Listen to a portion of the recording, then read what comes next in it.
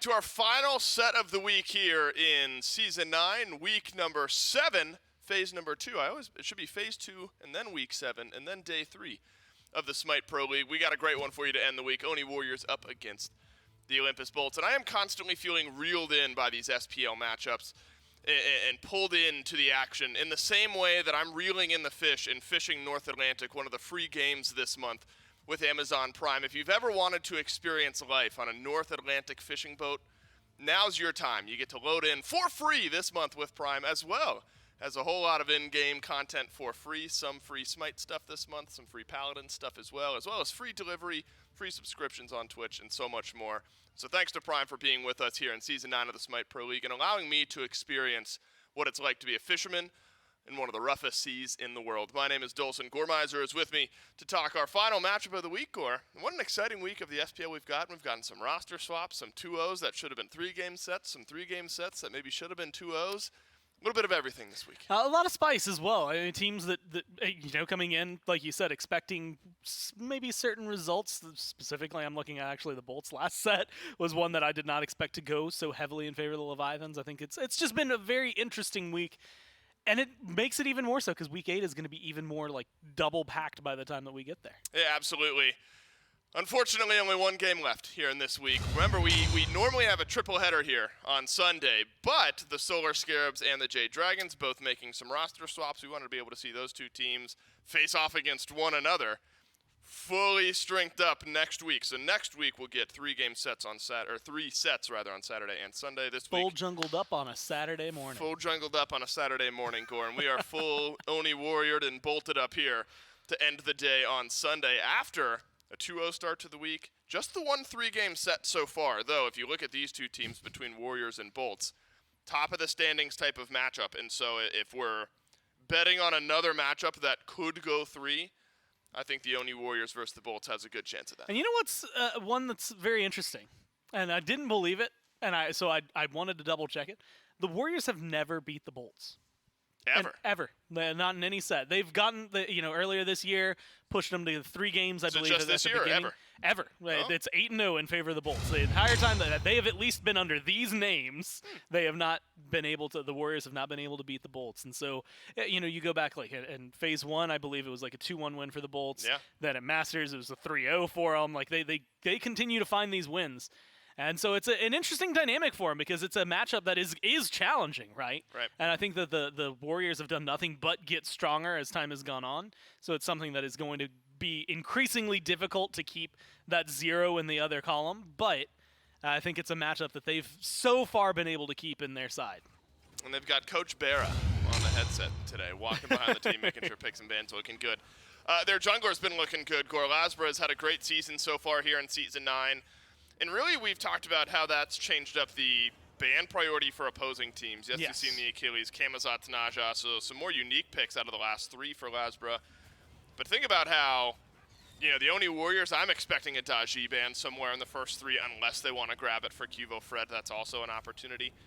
But such a dynamic player, not only on the map, but causes disruptions in picks and ban strategy. It's really interesting how much, like, in most matchups, I don't think Daji, probably needs to be banned or at least thought about, but this is one where it's like, if it gets through, someone's made a mistake, and the other team is going to do really well. It's one of the top 3 gods, as you mentioned, banned up against the Bolts here. Yep. And it's something that they've been able to perform really well with. But the thing that's been really fun to watch is that, we just watched a bunch of Camazotz highlights. Like, who else is playing Camazotz? I guess the Leviathans did a couple of weeks ago, but they were throwing it into solo lane. Like, there's a lot of picks, I think, that we've gotten to see out of the Bolts, things that they're willing to try and have worked for them. That makes things really interesting, and a lot of that comes from the jungle. Yeah, agreed. Lasbra is spearheading for this team, getting a lot of the pace set. Love the Daji look. I always expect to win when we see that locked in. Will the Oni Warriors let it happen? Who knows? But Lasbra is standing by with me for the pregame interview. Lasbra, Gormizer just shouts out, in the history of these two teams, the Oni Warriors have never beaten you guys. Why do you think that might be?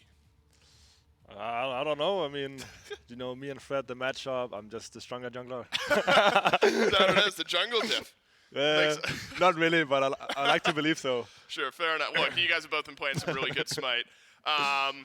So you guys have actually had, between you and the Oni Warriors, maybe somewhat similar weeks. You guys started off your week with a rough loss to the Leviathans. What were some of the takeaways from that matchup as a team? We haven't had a lot of scrims last week and the week before that, so I think we've been a little bit down on that. And then we weren't really like that prepared. They came in with some new stuff, which kind of shook us a little bit. And then we had pretty bad early games in those games, which is kind of punishing right now in this phase or meta, whatever you want to call it, with like bad early games, and kind of like just spirals out and they get like a lead going, and we couldn't really do much. Well, look, talk about having a bit of a shaky week. The Valhalla Valkyries, only one win so far this phase, just happened against the Oni Warriors. Did you have anything to take away from that matchup that you feel like the Oni Warriors either fell short on or the Valkyries were able to exploit against your opponent here today? I mean, I don't want to go too much in detail. Sure. I watched the first game, and I thought it was going to be a 2-0 after that. Yeah. I was surprised that Valks came back and actually ended up winning that set. That was well played by them too. And yeah, I don't want to go into details. So. Yeah, fair enough. Yeah. Look, we'll watch for it on the map today and see if the Bolts can continue their win streak against the Oni Warriors. Thanks for your time and best of luck. Thank you. Olympus Bolts score looking to extend their win streak up against this Oni Warriors squad. I mean, it's infinity right now, so anything a loss, I guess, cuts it off. Probably what, like 7-8 sets in a row at this point over the course of maybe even more? It's 8 over 2 years. 8 over 2 years. A year and a half. Oh, okay, so I was spot on. Yeah. What a good guess by me. 8 over a couple of years. Oni Warriors hoping to break that win streak from the Olympus Bolts here. And it is bounce back time for this Oni Warrior squad, because we have talked about the Valkyries, and the Valkyries, even in a 2-0 loss just now, looked improved, had gold leads in both of those games. Yeah. Those are the small stepping stones we've wanted to see from that team. But they did us one better just the other day, just yesterday, with a 2-1 win over the Oni Warriors. And in game one, the Oni Warriors completely blanked them, looked like a 2-0, looked like a 2-0 for the Oni Warriors. Lost their footing a bit throughout the rest of that set. And so I think looking towards their jungler, Kivo Fred can be a great cornerstone for this team to kind of get back to their winning ways here against the Bolts. Well, and I feel like there's a similar theme. You know, Lasber didn't want to get into it because I think for them it's revealing what their knowledge base is, things like that. I'll get into it. The losses for both of these teams, it feels like, was felt a lot in the jungle. If you go back to watch the Bolts on Friday versus the Leviathans just like went religiously out of their way to make it so that Lasbra could not feel impactful. And I think that that's a success point that the Valkyries were able to have in some of those moments, was being able to get in there, find a kill or some pressure that made Cuvo feel a little more flat. I think they were able to expand it beyond that, but it was definitely a lot of pressure, I think, that this team gains and loses for both sides of the fold here based on their jungler's performance. I think if Cuvo or Lasbro comes in and pops off, then that team's going to just do better in whichever game that is, if it's a 1, a 2, or a 3. If that team comes in and they deliberately focus down that other jungler, then that team is going to suffer because their jungler is not being able to impact as much. Or if we get a game where they're both kind of neutral, maybe not getting involved as much, who knows? It's a kind of a coin toss, but I think that that's a huge deal. There actually is a lot of crossover between Cuvo and Lasbra, not only play on field, but pick and ban-wise. Both play the Achilles every once in a while. Daji has been such an important pick for both Cuvo and Lasbro. Lasbro's had a 7-0-4 Daji game in the last handful. Cuvo Fred has had an 8-0-9 Daji game in the last handful. And so those are pretty good. Continuing the jungle talk, I think there could be some overlap here in this set and similar expectations between these two squads. Cuvo obviously feeling good about things. Dardes is as well. Good to see smiles on the faces of the Oni Warriors. I think you can't focus too heavily on one loss if you're the Oni Warriors. You got to look at the whole phase, the whole year, and they've put together a fantastic They're one year of for the themselves few so far. teams, I feel like, that they could have a devastating loss. Like, if they had gotten 2-0'd by the Valks, you could still, like, maybe at that point, maybe give them, like, 5 minutes, but, like, they bounce back pretty well to the point where they've had losses and, like, we'll walk out there and they're playing ping pong again and laughing and having fun. Like, they recognize, like, you know what, sometimes, like, that's a big deal and it is something that will punish them, but, like, they don't lose their morale because of it. It's not, oh my God, we're the worst team in the league now. It's like, okay, cool, we know what we need to work on, we figured things out, and we know how to bounce back from it. You know, ultimately it's about realizing that it's a regular season game. You're still in a very good spot. You're going to get a high seeding for Masters.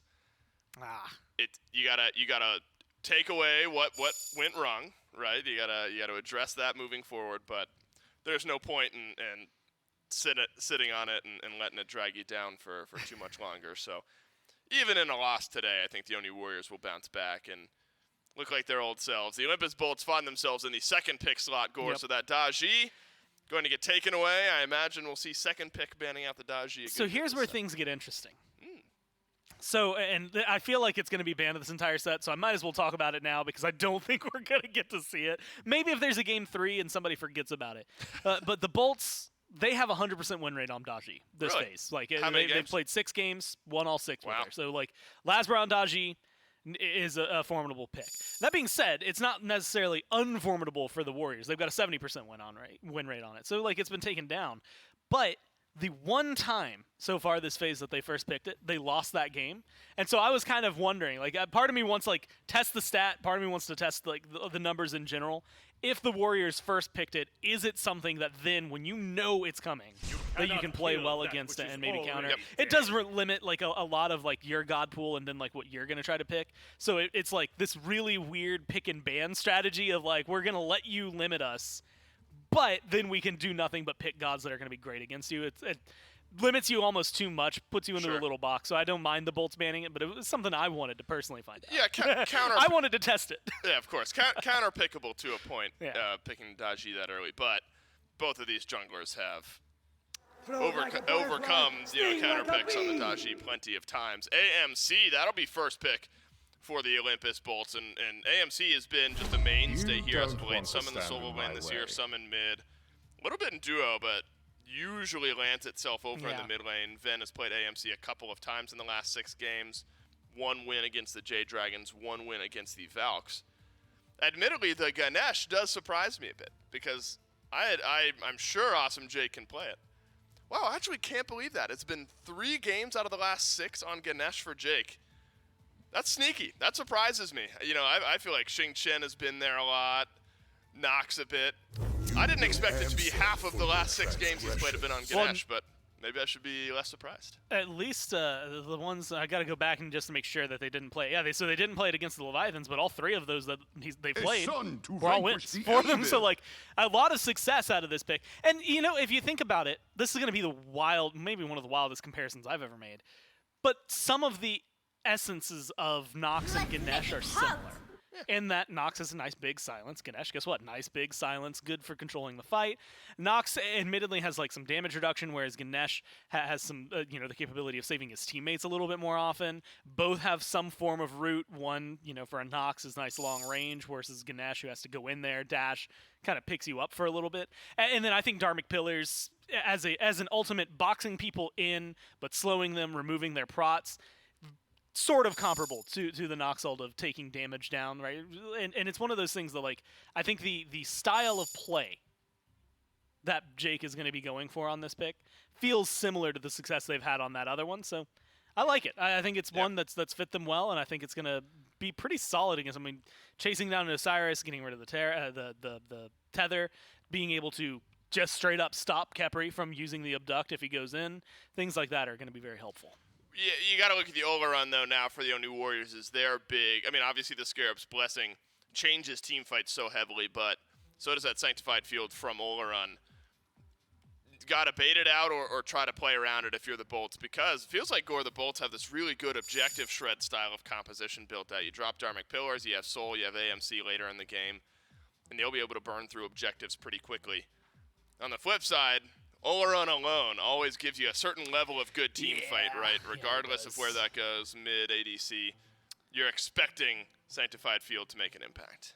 Bright side for the Bolts, and maybe not great considering they just lost with it up against the Leviathans, but Lasbra played Camazotz before, right? And if I'm thinking of, hey, I want a jungler who can get through Sanctified Fields, chase down this Oleron, Camazotz is going to be pretty high on that list just because of his capabilities. I think Ratatoskr Honestly, could be solo as well, but even if it's in the jungle, no matter who is scooping this one up, I think it's a good one to essentially get around Sanctified Fields, right? You're not going through it, you're not trying to dash, you're not trying to find control, you're just going up, over, down onto the Oleron and trying to find him. Ratatoskr, I have loved the resurgence of Ratatoskr because obviously you get good damage, you get good gank potential, but the ease of execution it sometimes feels like for teams to just slot this into their composition, you dive the backline a bit more effectively. Just a lot of fun to watch. Yeah. So if it ends up being, could be solo or jungle, I suppose, for this Ratatoskr, could be a great pick for the Olympus Bolts. Junglers banned out on the flip side, though, between the Fenrir and the Hunbats. Those are a couple things that Hunbats played in the past. So maybe Ratatoskr ends up being the pick. That's this is like a weird pull. Were you in Scouts as a kid? Oh yeah. Did you have to do oh hey, you come up to a river, like can't go around it, can't go under it, gotta go through it, things like that? No. No. Well, that's what I think of when I see Ratatoskers. Like you see Sanctified Fields, like can't go around it, it's too big. Right. Can't go through it, that's just a terrible decision. Gonna go over it. Over it. And that's where he's at. It's the Boy Scout mentality. Yeah. Whatever the one it is. might not. That's a weird pull from me, dude. Whatever the I'm one gonna be you honest. get. I come up with a lot of weird pulls. That might be the weirdest one in 5 years of working here. Yeah. That might be the weirdest thing I've Could be, Gore. I don't know. We got a lot to dig up there. Whatever the 5th grade rank is, elementary school. That was me. King Arthur ends up being the pick for Haddock, so it will be a jungle Ratatoskr. And then King Arthur. I love the aggression from Haddock. And it's such a unique composition here from the Olympus Bolts because you've got this shred for objectives between AMC, Soul, Ganesh with the Dharmic Pillars. But then you've also bought yourself what feels like pretty good team fight with Rat and King Arthur and their ability to control front line and dive back line. I think initiation is going to be really solid for him. Ratatoskr is maybe one of my favorite initiators just because of how much, like, all of a sudden you're worried about it. He can choose anywhere. It's a lot easier because, similar like Thor Dunk, you can choose anywhere and it's a small circle, but in a better version of it because you can reset yourself. Like, okay, cool, I'm on the branch. They think they're getting it. No, I'm going to go over here. And you can cancel it early as well to maybe get that engage. So I really like what the Bolts have in terms of starting things off. The downside is that's what the Warriors want, right? Like, you've got a Sanctified Fields. Like, cool, come fight me. I'll drop Sanctified Fields. We'll fight back. Oh, you're going to try to kill off that one guy? Guess what? We've got a Khepri, and you know what he likes to do, pull single targets back. So I think if they're able to get more broad selection in their team fight and kind of separate it, that'll cause some problems for the Warriors. Playing around Khepri is something that these teams have gotten used to at this point, but it's definitely going to be a thorn in their side. Well, look, I mean, both of these teams were running this double hunter style of comp, so I figured that early in this draft, it looked like between a Soul and the AMC, it looked like that the Bolts had just this advantage, and the Ganesh as well, those first 3. I'm thinking that's objective shred through and through. Khepri, Osiris, sure, that's helpful. Yeah. Then you end with Jabalanka, you end with Bologna as well. Do you feel like the teams might be playing similar types of Smite, and it comes down to execution? Yeah, and honestly, I think like if you're looking specifically at objectives, I think like then all of a sudden the Bologna and the Osiris maybe gives a little more burn like potential over towards the Warriors, whereas the Bolts, it is very much, as you said, on the Soul, on the AMC to try and find that damage. But the thing that's going to be really interesting is their initiations, right? Like both Warriors are the ones that I anticipate going forward. Both junglers are the ones I anticipate going forward and leading the fray. Both of their supports are playing a little more, I don't want to call it a passive style, but they're not like setting up Ymir freezes, Ymir walls, and chasing you down. You're getting abducts, you're getting the ohms, you're getting Dharmic Pillars, you're getting Scarab's Blessings. Like they're playing kind of this middle ground support style. And so I do think a lot of it will be, okay, cool. Who can play better? The Oleron or the Soul, who's going to have the bigger team fight impact. And admittedly, on paper, it's always the Oleron because of the ult. And then AMC versus like a Jabalanka, which although they can kind of swap lanes for any of these, it'll be interesting to see how that goes. Stinger is always one that is very important. Again, single target, good prot shred. But if Khepri's around, that feels like it can fall flat. It is. I mean, if you really want to like microscope in, lots to look at here between the Oni Warriors and the Olympus Bolts. Game number 1 starting right now. Thank you so much, Dave and Gore. Jumping right in, well, we can see why we had to jump straight to the action. Potential invade by the Oni Warriors, but that Invader's Curse may be coming up a little bit too potent for them. And maybe not being able to quite find the pick. It's J-Mac and Trelly and Doug in game number 1 between the Warriors and the Olympus Bolts. We were hoping to see some action, but we're not going to get it. However, I am noticing a triple death. Oh, never mind. That's a Gilded Arrow. Never mind. I thought that was a triple death doesn't soul for a matter. moment. It looked kind of similar. They both have like the brown background for the items, but no, it's just gonna be the double death soul and the Gilded Arrow. That might actually be the more interesting of the three. Is seeing Gilded Arrow, because after the nerfs to that item, we haven't really seen it that much, Trelly. I mean, looking at these comps, they're playing the same draft. You got Magical ADC, Peel style support, Hunter in mid, very early game oriented jungle, and then just a brawler in the solo lane, and that's true throughout. Sure, you can make some different sort of contribution to, hey, Nika's on an auto attack phase warrior, but besides that, like, just the core of their composition seems to be extremely similar. So I'm looking for late game fights for both these teams. So it depends on, is Lasper gonna get more active or is Cuba gonna get more active? If we're going off of what Lasper said in the pregame interview, he's probably feeling pretty confident. Lasper definitely has been one to get very active. Same with Cubo, so I'm curious how this jungle will go through. Frenzy pop. Neil Ma gets thrown up by Jake. Body blocks are fantastic by Jake. One more. And Neil Ma, one more. No, Oh, two more. away. Barracuda gets it because of the Mannequin Scepter proc at the end. First blood for the Olympus Bolts pre 1 minute. Yeah, see, told you, one more auto. I knew it. I said two more, but really I meant one more. Mannequin Scepter ticks will do the rest, and Neil Ma falls down. And Barry gets credit for it. That's exactly what you want in that situation. Jake could have gotten close, but, Jake can't steal the kill anyway, so he's Ganesh. So Barry gets that first blood bounty, and that lane's going to get just miles hard now to survive. Vote is going to have to sit back for such a long time.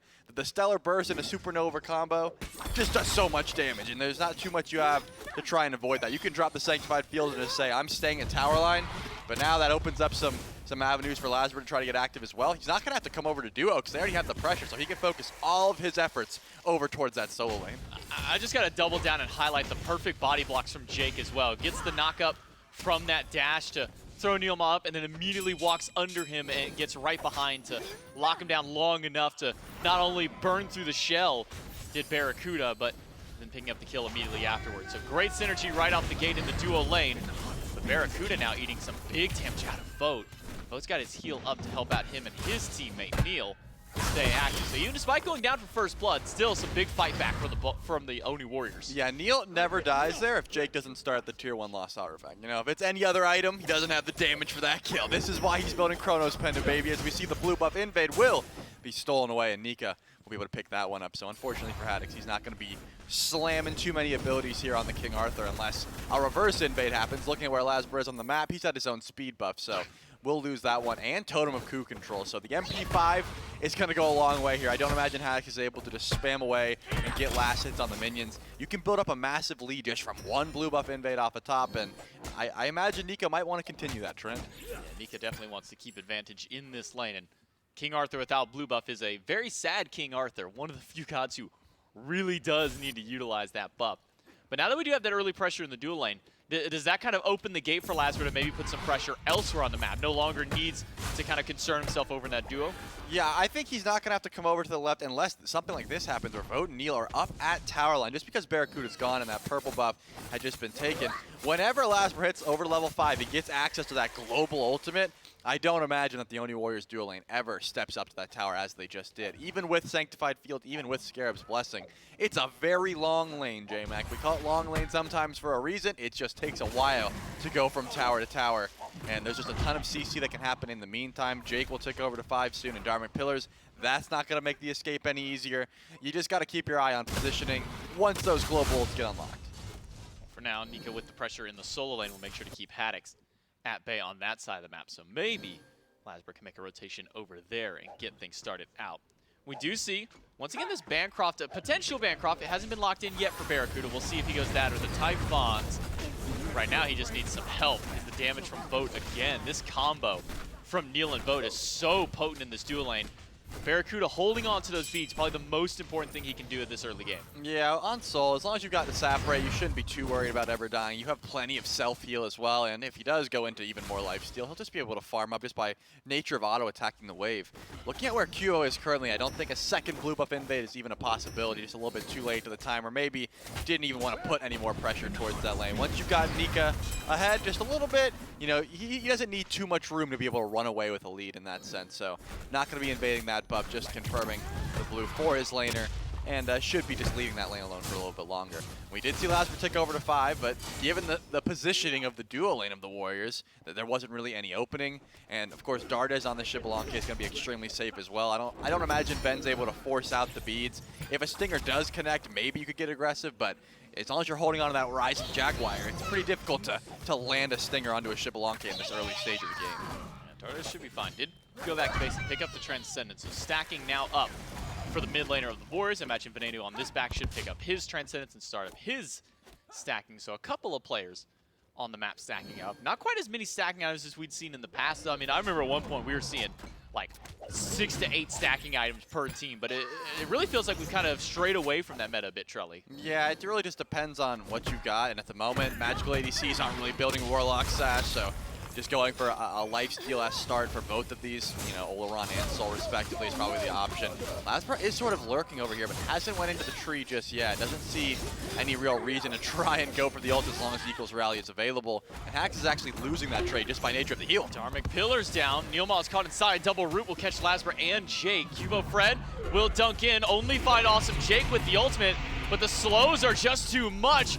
And Jake has nowhere to go. Cubo Fred returns the favor for the Oni Warriors and picks up the first kill for his team. Yeah, those auto attacks from Dardes were chunking. The Darkest of Nights came through, sort of disorienting the team fight. And, you know, Awesome Jake hasn't built that tanky just yet. It's a little bit of CC is all it really takes to answer back that kill. Has the Chronos pendant, so the Dharmic Pillars will be back up shortly. That doesn't mean that you're going to be able to survive that one. So Jake does fall down, and a great member of the team to have that kill on his Cubo Fred. So Osiris hasn't seen too much aggression, but now that you've got that stone cutting sword online, that Mannequin Scepter, you still saved your blink. I do expect Cubo to just use that momentum and head to someone else. At the moment, he's on the right side of the map, but once again, a little bit late to that blue buff invade. Probably is going to dial it back at this point. It really does seem like we are seeing a pretty unique shift up in at least the magical ADC build. I mean, before when we were seeing these magical hunters come out, it was like 3 to 4 rings, and then you buy like a pen item at the end of the day. But do you think it's just because of now the changes to the glyphs that are on Bancrofts that this has become the rush item? Yeah, I mean, Bancrofts just feels so much better. It's always better than Ring of Hecate or Ring of Hecate, however you want to pronounce it. It's just, it gave you the attack speed, so you sort of had to slot it in. You're getting just raw burst damage. The lower you get, the more damage you get. Bancrofts always felt better. You just really couldn't slot it in. Now that you've got that nimble option where you can get some attack speed, you can even get the claw if you really want to, I think it just slots in the build so much better. The claw. I'm glad you got it there. Yeah, I sort of heard you say it, and I was like, what are you talking about? And then I just had like a flashback. Yeah. So yeah, the claw could be an option, but given how much the attack speed just helps out these magical ADCs, you know, the nimble Bancroft just helps out the build so much. Well, we'll see which option our two magical hunters end up going between Vote and Barracuda. Mid lane will probably be a lot of similarity, though Dardes is starting in towards what I imagine will be an Atalantis bow. It kind of seems to be the upward trend for second item. Lasper steals away an offering, and that puts it very close between these two teams to get that first trebuchet. And this is typically the point in time around this 8-9 minute mark where we're seeing these supports kind of go up towards these obelisks to try and steal some of these ones away. I wonder if we'll see that considering how close both these are to getting that first neutral objective. Yeah, we saw some Jake go for the Dharmic Pillars there, but it really didn't bring too much action. Lasper sitting at level 7 block. Oh my, the dash gets blocked! Body block by Cuvo, but that's Darkest of Nights used to get out the ultimate from the Ratatoskr. Lasper will be safe for now, but what a great play by Cuvo to kind of get things going and get things running for his team to start this one out. The Oni Warriors, even despite the fact that they fell for first blood, that turnaround that they got earlier on has actually netted them a nice little lead, about 800 gold up for the Order side team. Haddix will lose out on a blue buff yet again, but it's a rotation in from the Bolt to help him out. The Honey to slow down Nika. Cubo Fred, a little low. Lasper finds a good stun, but not much more follow-up from the Bolt. Just too many levels up for the Oni Warriors. Yeah, you're getting the beads from Dardes there, so that's a decent trade. Beautiful Dharmic Pillars that does a ton of damage, forcing out Lord of the Afterlife. Nika is holding onto that Eagles Rally, so I don't imagine any more aggression. Just trying to steal away this blue buff, which they will be able to grab. So Haddix doesn't go without it, and Nika might be biting off a little bit more than he can chew. Notices that Neilmaw's coming in from mid, so had the Scarab's blessing if any more aggression was to come through, but that's a level 7 Ratatoskr. Lasper is so far behind. That was a chunky turn of fate, too. Forgot that it was a ChronoSpin and rush out of Jake, and I think Nika took a moment to realize that and went, oh, that kind of hurt. I probably shouldn't step too much further forward, but great placement by Awesome Jake on that ultimate. So blue buff invade for a blue buff invade. Goes a 1-for-1 in that instance. Sanctified Field on the left side. Barracuda does get into that Disapparate just in time, so Vote will not get the secure on that kill. Barracuda will heal up and head back to base, but a lot of pressure to his left side. That first blood that went to Barracuda not doing him too much now. Yeah, he hasn't backed in a while either. I don't think Barra cares too much about that trade. As long as you're holding on to your Disapparate, as long as you have your one and your Bancrofts, you're going to be healing up to full pretty much every time. But it looks like Barra actually did back away there, so he will lose a little bit of farm to that tower. Didn't want to give any more sort of pressure towards Vote. A kill would have been massive, right? Just getting poked out and backing up, that's one thing, but giving him a return kill there would be insane. And that's why we see Vera go for the Ring of Hecate now, as Cubo does get the Dharma Pillars down, but not eating too much damage. He keeps two people locked in for Venenu, Lasbro, and Haddix to rotate over. Trebuchet down to half HP, double stun by Haddix and knock up onto Dardes, but now that Nika has joined the fray, it's a 4v4 brawl in the mid. The Trebuchet goes down, and it's done quite a bit of damage to that tier 1 tower. A third of its HP only remaining. Yeah, the fight after the fact was not what either of these teams were looking for. More so just push that Trebuchet up mid, see if you can get the tower. Getting it pretty weak is obviously a win for the Oni Warriors. But they didn't want to fight that because that was a pretty massive Dharma Pillars. If not hitting too much damage, it did lock them in place, as you said. Then Haddix rotates in, get a decent stun on Dardes, and I think the rest of the Oni Warriors were pretty happy with just backing up at that point. But it looks like the Bolts are actually grouping up around the Pyromancer here. They have this AMC. It's up to Cubo to try and steal over the wall. Frenzy popped. Cubo Fred is here. Will he expend the ultimate or the flail? He will use the flail, but a little bit too late. Olympus Bolts get the Pyromancer, but that doesn't bring them back to the lead. If anything, that only closes up the lead that the Oni Warriors had. It was sitting around 1,200 or so. Now only down to about 2. Barracuda in danger, pulled by Neil Ma, but gets into Disapparate to get away. Dharmic Pillars plays very far in the wall by Jake, but nonetheless does get his hunter out. Yeah, it did its job. It didn't look pretty, but that's all you really needed to do there. Barra didn't have the beads to expend at that point, as it looks like a little bit of fight, a little scuffle, if you will, at the purple buff. And awesome, Jake finds Neilma here. The Omen's going to be good. He's getting extremely low. Body blocks are so good again by Jake, but not enough to keep Neilma there for long enough. As Neilma is able to scuttle his way out with about 200 HP to his name and a Scarab's Blessing to help him out. So the Oni Warriors able to re-rally back around their support, who had gotten very aggressive over just for this red buff, Trelly. Yeah, I really expected Lasbro to go up into the air there and chase down Neil, and it looks like Cubo Fred with low mana, but Dardes is taking a ton of damage. Dardes does get out in time. The honey doesn't connect, so Dardes will be able to live through the onslaught. Haddix and Nico both making these very early rotations. This is some of the earliest play that we've seen out of these solo laners towards this mid. And Gold Fury could be on the horizon for the Olympus Bolt. Dardes not here, ultimate not available, but Vote does have Sanctified Field. If he can make it into the fight in time, that could be enough to slow down. Dharmic Pillars by Jake will lock Neilma in place, and Neilma gets evaporated afterwards. Up in the sky goes Lasbro. Where will he dunk down? Now the Sanctified Field is gone. Vote and Dardes would be good options, but the rest of his team, especially Venenu, maybe a little too low for the fight. Yes, this is a smart call here. That looked like a great fight at first, but then once they saw the rest of the Oni Warriors coming in, take your pick and get out. Neilma obviously didn't go in for the beats, has the shell available. You can't get any sort of CC off when you're ohmed at that point, so Neil was just stuck in place for such a long time. And the Bolts are able to get a clean pick and get out scot-free.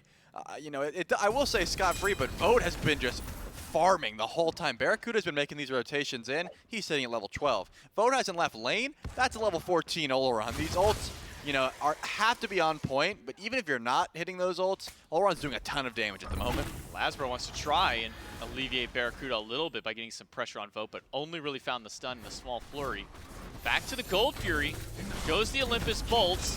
Vote finds some good damage up against Haddix. Quarter HP now gone from the King Arthur, but the Bolts not really doing a whole lot to the Fury. With too many members of the Olympus Bolts around, they'll back away from the objective. Yeah, I understand wanting to force that because Haddix was still over and left and Nika was still over and right, but given the situation, it looks like a free tier 1 tower for the Oni Warriors. They're able to just back up, try to invade that Greater Scorpion as well.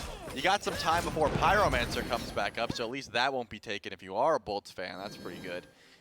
Given the grouping, though, you would have loved to see that Gold Fury pull, rather, just because the pure numbers advantage was certainly on the favor of the Olympus Bolts. Won't be the case, and the Oni Warriors, they're going to stay ahead in gold. All right, Charlie, let me pick your brain here for a minute. I know you're not much on support player comparatively. No, I see what you're going to... Go ahead. Yeah, so CycloneSpin we've seen a lot of, no surprise. We've also seen lights of Pythax piece.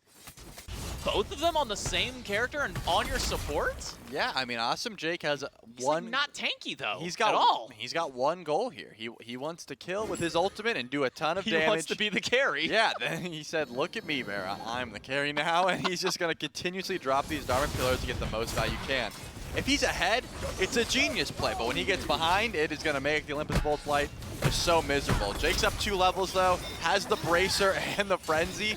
He's going to be absolutely chunking around these objectives, and that Bracer is already upgraded.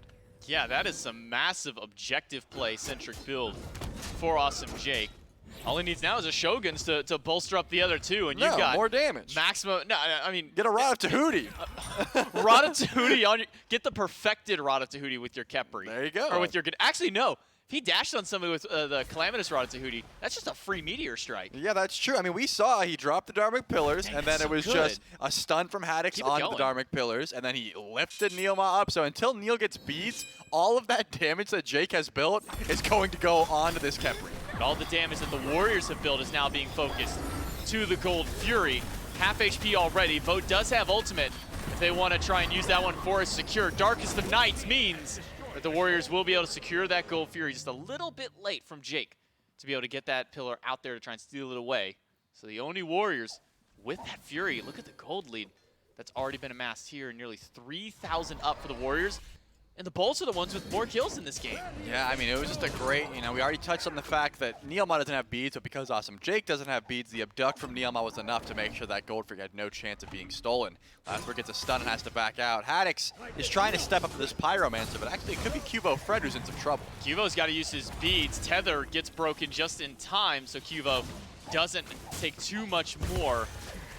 Now, Haddix, Lasper to the back line. Does find a stun. Eagles rally, finds 2 though. Jake and Lasper both hit by it. Nika is fighting in as a level 15 below, and he's rather tanky, but not tanky enough to fight that many. Beads now gone from both Cubo and Nika. Yeah, it looks like Barracuda made the rotation over, but Vote is still at the red buff, so he won't be here in time for this Pyromancer, which means the Olympus Bolts will be able to confirm that one and just go back to the old farm game. Every time we see one of these objective fights, you gotta look at what Vote was doing. He's level 17 now. He hasn't been really keen on the team fight, more so just trying to get ahead. He's top net worth for a reason. It will start to add up as the game continues because you don't want to give up anything on the right side of the map. That's just a Pyromancer though, and Vote said, you know what, I'm gonna get us enough gold to make up for that Pyromancer. I'm up 800 gold at the moment on Barra, so that's more than enough to make up for that Pyromancer. Yeah, at least for him. Has gone for a second ring, where if you look over across the way to his opponent, Barracuda is instead working towards what I imagine, maybe a Rod of Tahuti. I mean, we've seen a lot of options go through, but which one makes the most sense to you for the soul?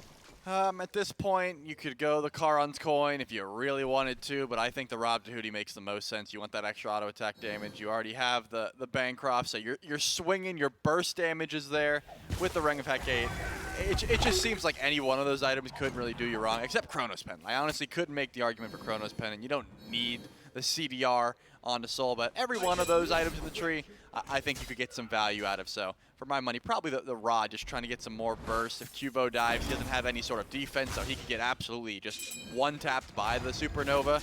And, he's got beads, but there's no Aegis there. Greater Scorpion gets stolen by the Oni Warriors. Awesome Jake dashes in. Dharmic Pillar only onto Neil Mon. Doesn't do too much damage to the bug. So he'll be able to get himself on the way. Haddix versus Nika in the jungle.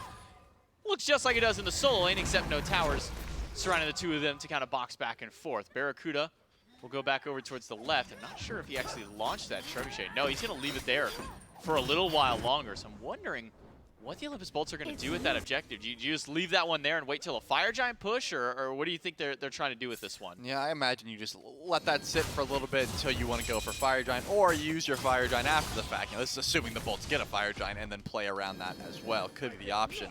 Massive power spike for Bear, though. Gets the Nimble Bancrofts and the Rob Tahuti on one back, so he's going to be doing a lot more damage than he was previously, as it looks like Awesome Jake might get abducted here. Oh, and his dash gets interrupted by that abduct just a little faster for Neil Ma.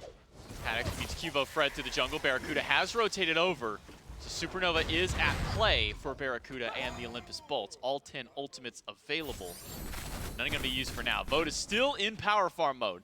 0-0-0 for Vote right now. Has not been a part of the action just yet, though, to be fair. Look at this, hasn't man. really had to come his way. He's splitting red buffs. Dartes is level 16, man. Let him get some solo farm. He's just This is like the Shinto effect, but it's Vote instead. Yeah, he's like, hey, I need a little bit for Typhon's Fang. I'm gonna sap this. You mind? It's an And then expensive item, Dartes is like, bro, I'm on tier 1 hidden dagger. I would love an extra item here. Can I just get some solo farm, please?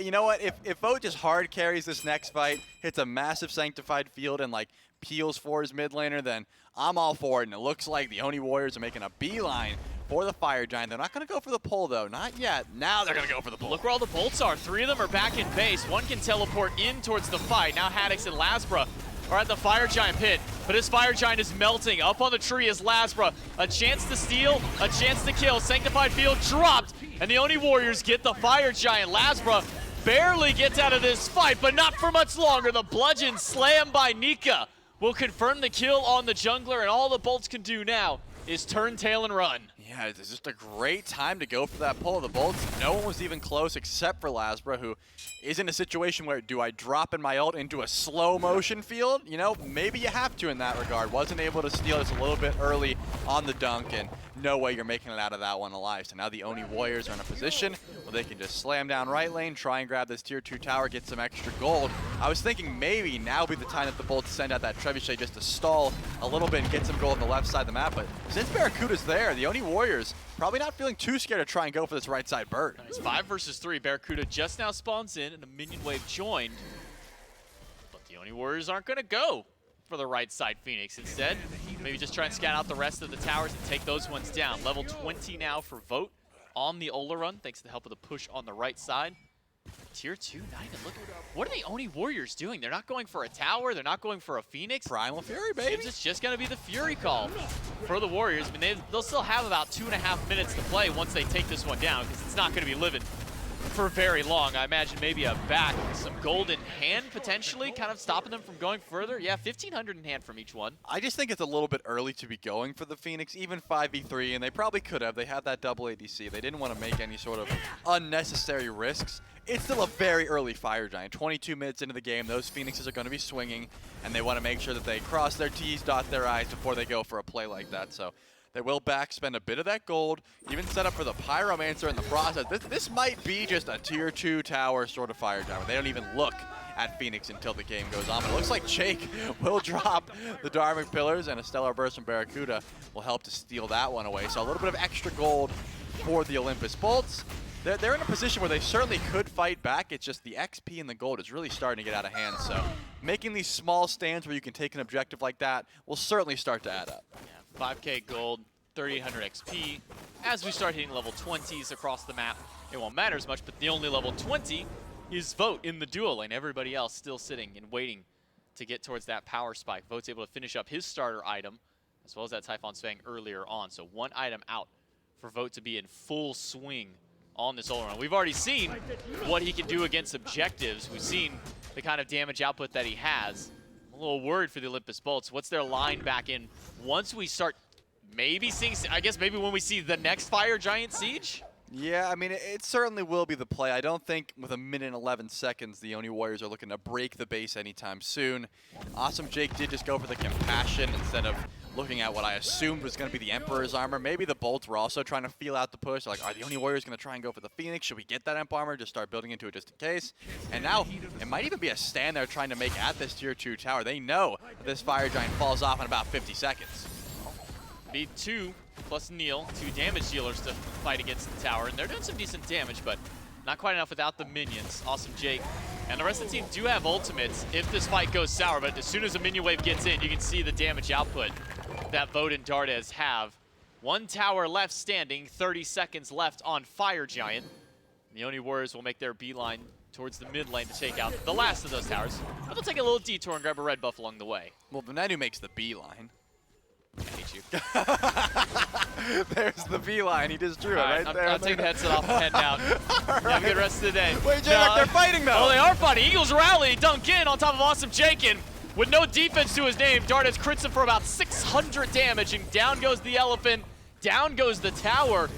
And where will Lasber go down? To the back of his Phoenix line. 4 versus 5. The Oni Warriors, even with that man advantage, not willing to push it to the burn. Yeah, Awesome Jake is just not tanking enough to survive these engagements, even with the Dharma Pillars doing, a fair bit of damage with the build. It's not going to be enough to stop your Tier 2 tower from dropping. At the very least, you didn't lose a Phoenix, and now it's time for the Olympus Bolts to sort of pick up the pieces and get a power spike online before this next Fire Giant fight does come through.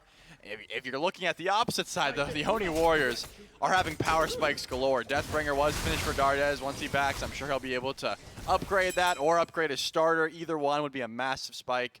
Vote finished his build a while ago, so let's see what that last item will be. It looks like this is Tier 1 magic focus, so could be going for that Obsidian Shard just for some extra pen at the end of the build, or a Spear of the Magus. Any one of those items could help him out, just trying to make sure that he's able to kill these tankier targets in front of him.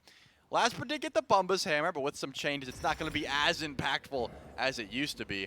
It's just a rough situation to be in, because unless you can focus out Vote, unless you can really bait out that Sanctified Field, this Fire Giant confirm, or steal, I guess, from the bolts, just gets so much harder. And with no Phoenixes down, it means that all 5 of the bolts can be here to defend. Minions pushed up fairly nicely on all sides of the map. So the Olympus bolts have plenty of time to work with around this objective. Neoma has separated himself. That's just to get a ward out there. Haddix and Nika will square off in front of the Fire Giant pit, but nothing to be had there. So for the Olympus bolts, is it better for them to wait for the counter initiation, or do you think that the bolts are the one who need to pull the trigger to start this fight? I don't think you want to fight in a Sanctified Fields ever. You should just wait for the Oni Warriors to pull this Fire Giant, wait till it gets low. Sanctified Field goes down, maybe you look to fight after the fact, but they might even have to drop it here depending on how this pull goes. Fire Giant down to 40%. Eagles rally, finds 2. Sanctified Field keeps BennyQ locked down for Cubo Fred to find the kill. Awesome Jake low, and Awesome Jake 1 hit away from death. It's Dartes to put him down. Haddix, 1 shot out. Cubo Fred finds the root on Barracuda, finds the flail on Haddix, and they will bat away at the remaining HP that Barracuda had. 4 down for the Olympus Bolts. The Oni Warriors, only thing standing between them and the end of the game is this Phoenix and 1 lone Ratatosker. Yeah, that Sanctified Fields. I said they should try and bail it out, but just because it gets dropped, you definitely don't want to fight into that one. All right, Lasbury, you got to put up the defense now. Going with that Ratatosker, no ult available, and Nika is just winning the 1v1. Lasbury can't even get back to his own throne room. Eagles rally by Nika. Lasbro 1 hit away from going down, but Nika does not get the satisfaction. The Oni Warriors will close out game number 1, 7-2, 27 minutes. I mean, the stat lines all look great, but I was harping on it all game. Vote did not team fight with the squad. He sat there in lane, he sapped as much farm as he could, and he said, at level 20, I'm going to be nuts. And I guess the team trusted him, and he was right. Those Sanctified Fields alone, even though the damage numbers might not have been there, and they were, he was doing a fair bit of damage as we saw. It was just the ult alone was enough to split up those team fights. Awesome Jake, going with a more damage style build, could not. He was always the first one to die. The Ganesh would drop an ult, and then he would just sort of like die. And that's kind of the issue with a play like that. From ahead, you can really blow up these tanky targets, but from behind, he was just getting ran through. I mean, the double damage means no defense. I saw like a 600 crit that hit from Dartes at one point, and that should kind of spell the state of the game for the Olympus Bolts at that point on, where the Oni Warriors, with an impressive game 1, while maybe not as dominant as their game 1 up against the Valks, at least in kill-wise, it still felt like it was that same level of pressure they were able to put out there now in this one against the Olympus Bolts. We'll have to see if the Bolts can make that bounce back in game number 2, though, and they're going to need it if they want to find this win over the Warriors. We'll have to see if the Bolts can do so and take us to game number 3 right after this break.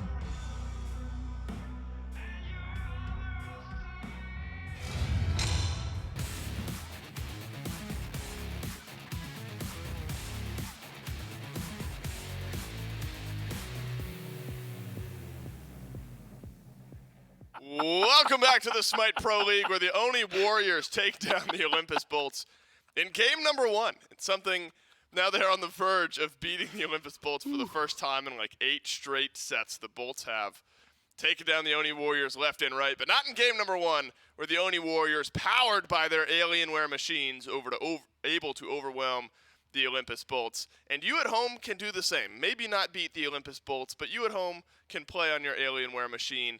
And you get great discounts if you head on over to SMITEGame.com/Alienware and use code AWSMITE09 for discounts on select Alienware gear. So whether it's a laptop, a PC, so much more, all available at SMITEGame.com/Alienware. And thanks again to Alienware for being with us here in Season 9 and being with the Oni Warriors for their success here in game number 1. And Gore, not a lot really happens in this game. We're like 4 kills in, 20 minutes, but a nice steady gold lead kind of builds up for the Oni Warriors. And eventually that objective shred culminates not in a team fight, but in a fire giant call, and everything else downhill from there. Yeah, I mean, you just pick up a couple kills after that point, and it's like, oh, we can just end because the game had lasted so long. I think good farm overall from the Warriors. Look, this was interesting to me because the Bolts get first blood super fast into this game, and I was like, oh, that's the kind of pace that we're going to be setting. Okay, I get it now. And, you know, you get a couple of good kills, Kivo, some impact there. But like you said, like look at the jump from 2 kills then to 3 kills later in about 18 minutes, or at least 15 minutes added onto it. And then from that point, look, you've got a full FG team. You've got the Shred already that's been showcased. Olarun can throw down Sanctified Fields. Even if you don't get these kills, you're getting the tower, you're getting the pressure in the lane, and you're opening up a lot for your team. Second time around, I mean, it's you know, second versus same as the first. They just do something similar that they did in mid, except now in the jungle and before an FG. And it's a very dominating fight. A small bit of separation there for the Bolts that unfortunately just cost them a lot, right? You kill off one person to the side, while, you know, 1 and/or 2 people of the Warriors chase down another. And suddenly it's just as easy as that to continue that going, and you just don't get to look fantastic. Wow, the Bolts get 2 kills this game, both onto Neilma. Everyone else able to go spotless in the death column. Vote 1 shy of 007. And honestly, the cast talked about it a little bit. It's not that Vote was like super team fight oriented this game. 13-5 in the damage department, just above Cuvo Fred, but Nika and Dardes had done more. Haddox did a lot of damage here in this game, but got nothing out of Barracuda Laz. And so there's just a lot of split pushing, a lot of pressure on the map. Sanctified Field was the big difference maker from Vote here in this game. And so honestly, a game like this where you're getting 4 kills in 20-something minutes, very objective-based, very macro-based, and the Oni Warriors have shored up a lot of that here this year.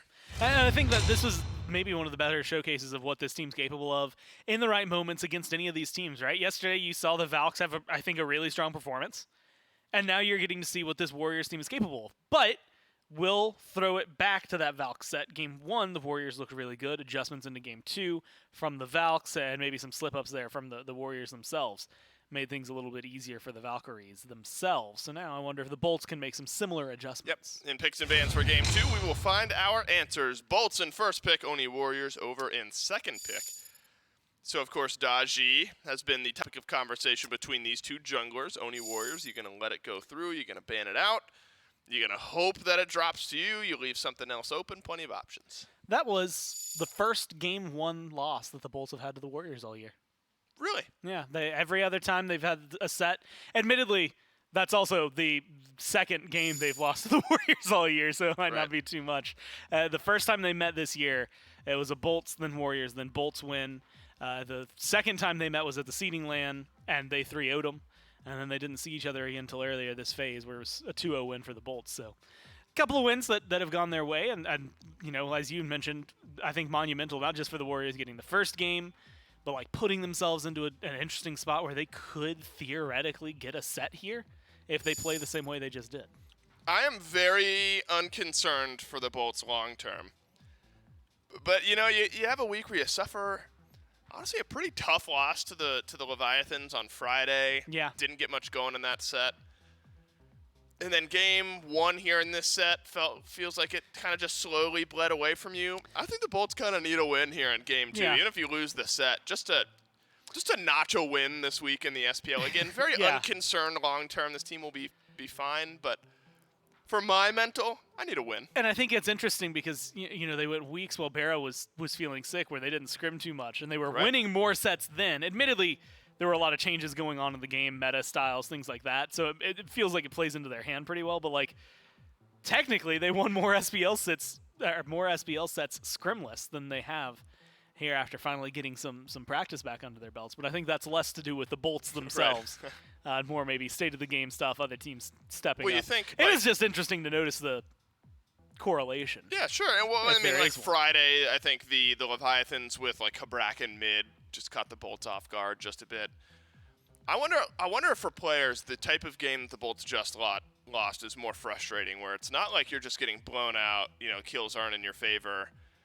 Like this is one where super slow burn, and you just kind of watch the game slowly get taken away from you. You're not at one fire giant on time, and that's effectively what ends the game.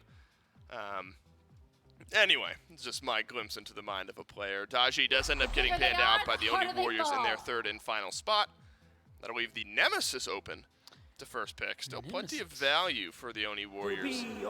Picks 2 and 3, and AMC will be that first lock-in. Now, it is, I think, interesting to see the adjustments, right?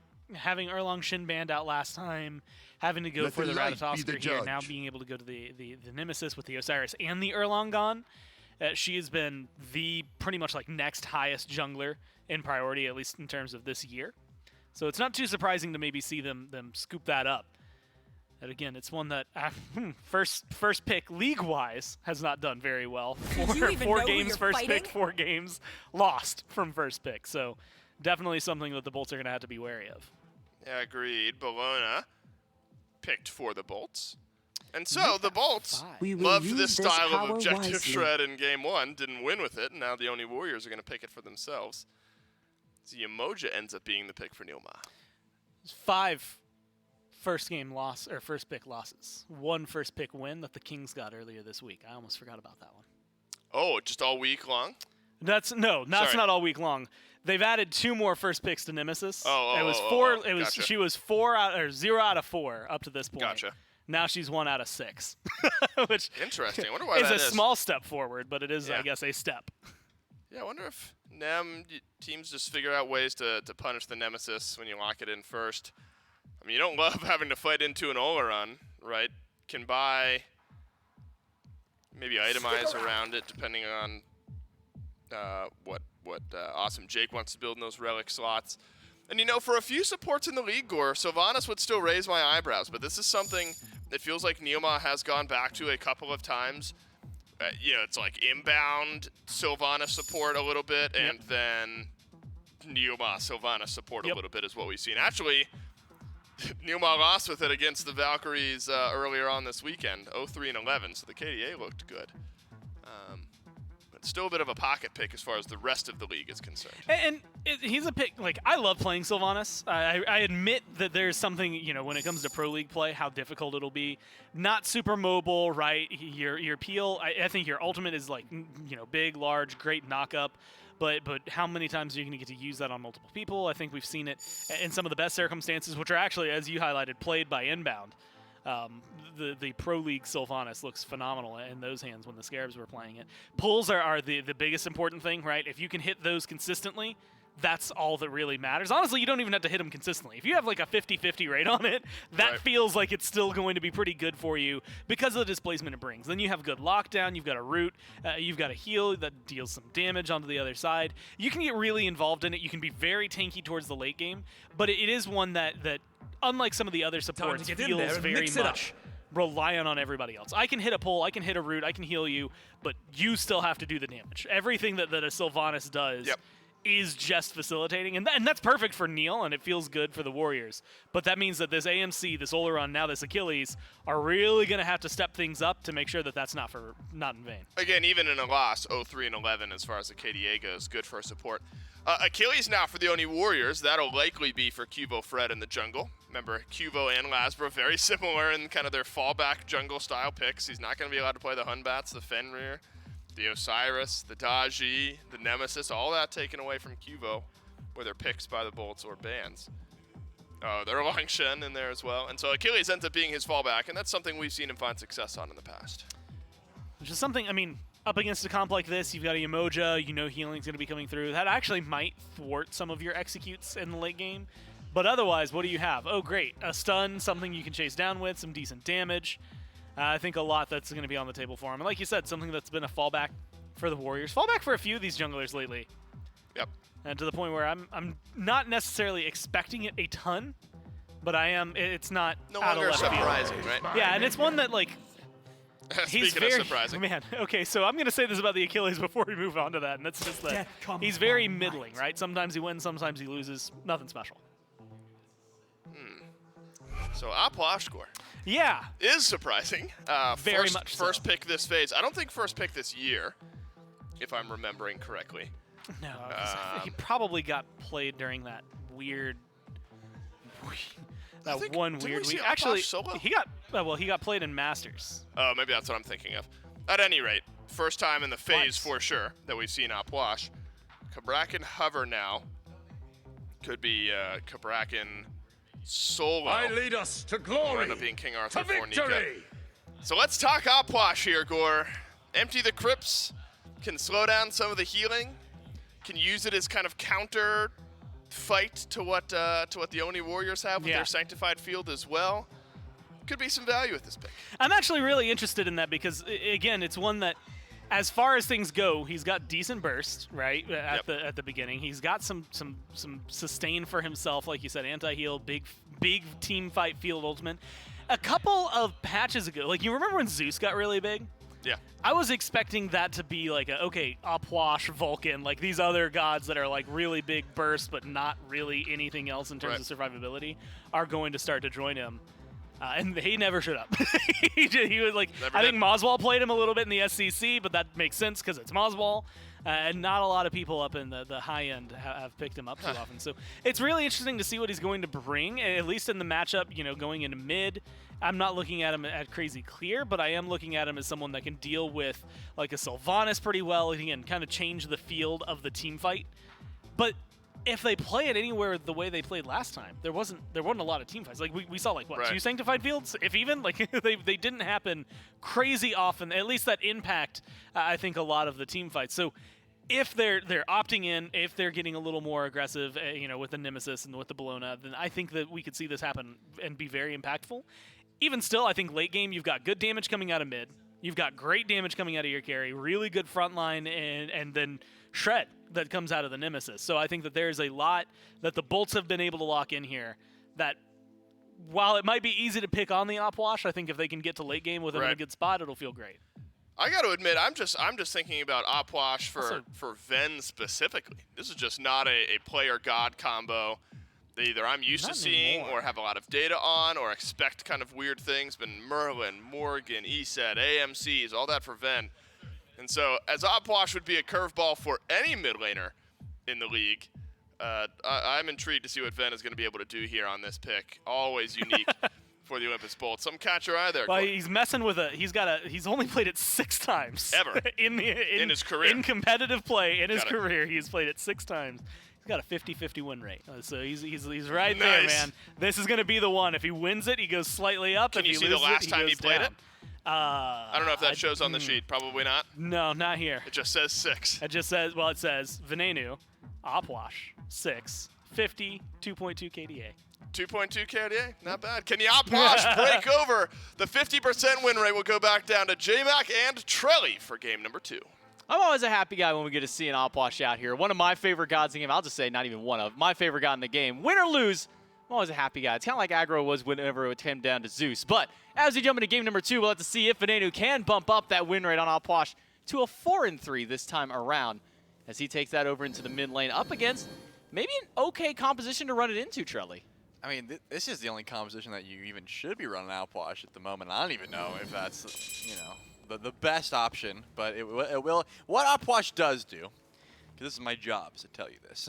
I know. That's why I made you do it. Yeah, I wouldn't tell you what Outwash does unless I had to. He does have tons of anti-heal, which when you look at a comp like this, You've got the self-heal as well as the group heal from Neomon. That's constantly going to be annoying. Vote has it as well, and even Cubo's got some healing. So it's one of those things where it's going to get some value for sure. It's just how long can Ven live in these team fights to get that value off. Fleeting Breath makes you change the whole way you play the game. You can't just send out wisps willy-nilly. You know, you can't. You could quite literally stun your whole team if you don't play it right. But if you do play it right, then there's simply just different characters that could also apply the same amount of anti-heal. He's got an annoying amount of burst though, and I think the one thing that Ven does have on his side is the element of, and I'm not going to say surprise, because everyone knows what Outwash does, but the element of, I haven't faced an Outwash in a while. Does he really do that much damage? Oh yeah, the burst is there. Is the anti-heal really going to mess with me that much? Oh, I want to heal you, but I can't. That sort of thing, I think, could come into play here.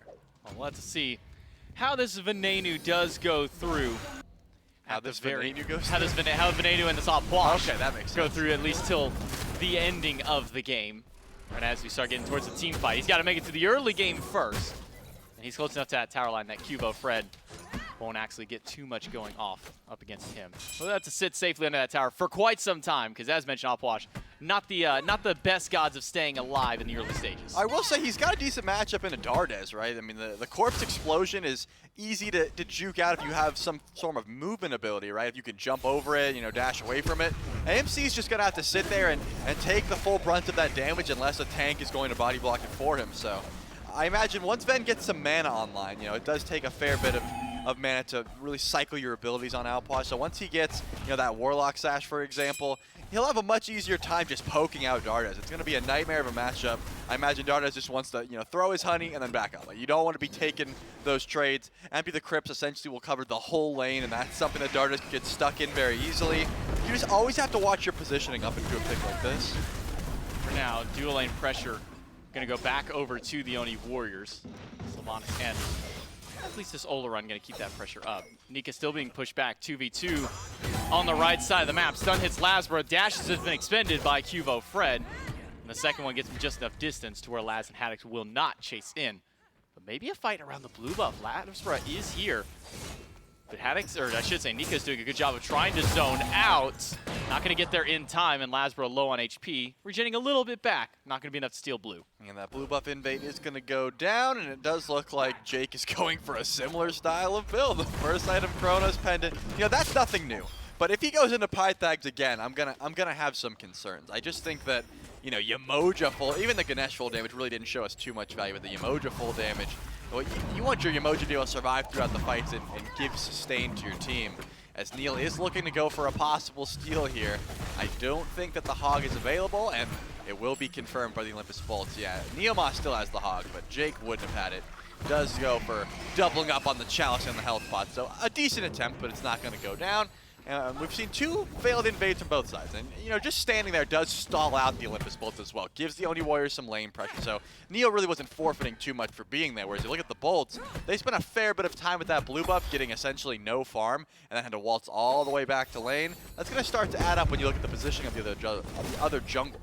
And did give Vote a little bit of time to get some maybe that free farm that he was getting back in game number 1. I mean, we dial back one full game ago, and Vote really wasn't doing much until objective play really became the name of the focus. We saw one Sanctified Field around a Gold Fury, 2 Sanctified Fields around a Fire Giant, and then one kind of loosely scattered here and there if he got into like a 1v1 situation or maybe a chase down at some point. So we'll see if Vote continues to keep up that super farm mentality that he held in the last game. Cubo Fred, well, Stinger onto Veneno, a blink by Lasbro. It's level 4 for both the junglers, but Veneno is fine. We'll survive the initial burst damage of the 2v2. Yeah, Ven just drops the ult and is able to juke around. Doesn't have too much damage for either one of these mid laners, right? Neither of them are stacking just yet. Full Warlock Sash still pretty far away from Ven, as well as Dardes would have loved to have a full Transcendence before that fight took place. So a good blink in. At the very least, you did grab the beads. Ven's beads are going to be pretty huge here. If you can lock down Outwash, you can probably look to kill him. He can just be quite slippery with his sustain and, you know, empty the crypts, things like that. As we do see an ult on Lasbro just to try and get Nika away from his own blue buff, as Lasbro is going to be able to steal that one away. And a blue buff invade goes well this time for the Olympus Bolts. They get to grab that and walk away, unless Cubo Fred wants to try and find an engagement. Nope, seems he's just a little bit more concerned about the totem, which has kind of been the early game name for these junglers as of recent. Is sure, we try and get a fight over in mid, something goes wrong, we don't get that kill. Make a rotation back over towards Solo right around these blue buff timers and right around when this Totem Aku is coming back online, so that way they can try and get that focus. And you can see it's been a nice and even split 2-2 on those for both these teams, and that's why the gold doesn't really seem like it's gone too far one way or the other. Oni Warriors, only about 100, 200 gold up over the Olympus Bolts this early on. So we've seen what exactly, the 2v2 could look like for mid. There was no ultimates available for Laz and Cuvo. Do you think that now that they both have those ults, we see another scuffle in mid? You definitely should. I mean, Ven doesn't have beads here. Whenever he's got to empty the crypts, he could just, that's a pretty good no tool, right? Where like you're trying to engage on this outwash, can cover up the whole mid lane. It's just a menace to try and fight in that. So as long as the ultimate is there, it could be difficult, but still, no beads available. Cuvo's going to have a decent blink stun in about 30 seconds, and you could look to get the execute off of that, especially if Neomar decides to join to the fight. Once you add Wrath of Terror into the equation, that's a lot of CC for one target. It definitely could be an option. Cuvo tries to go for the Scorpion invade, but Corpse Explosion maybe a little too good of a secure for the Olympus Bolt, so they'll be able to grab their own Scorpion. Benny will be able to clear out his wave in mid, starting with that Warlock Staff. He's already 20 stacks into that one. He'll only be tankier and only get more value from that passive on the Outwash. Awesome Jake. Ooh. Just a little shy of keeping Dardes locked in there, and Cuvo Fred as well, able to sneak right through the rivers. Yeah, it did seem like Ven and Lasbro weren't even like ready for that play. They were just heading back to back camps, and Jake's like, wait, I got a big ult here, and then he didn't. He's like, all right, never mind, guys, go to the back camps, my bad. I thought I was going nuts, and there was just a little space that was able to sneak Dardes out of trouble. So it looks like Cuvo recognized that his solo laner's blue buff was invaded last time, and he's going to make sure to be there the second it spawns in this time. So that will not be the case, and Nika won't have to hold his abilities so much in that lane. Up against a Bellona, it can get annoying when you're like, my mana is kind of sparing, I don't want to make sure I can use this. And it looks like Nia will be able to steal away a fair bit of those offerings. Not going to quite give them the trebuchet just yet, but they're definitely in the lead in the race to getting one. For now.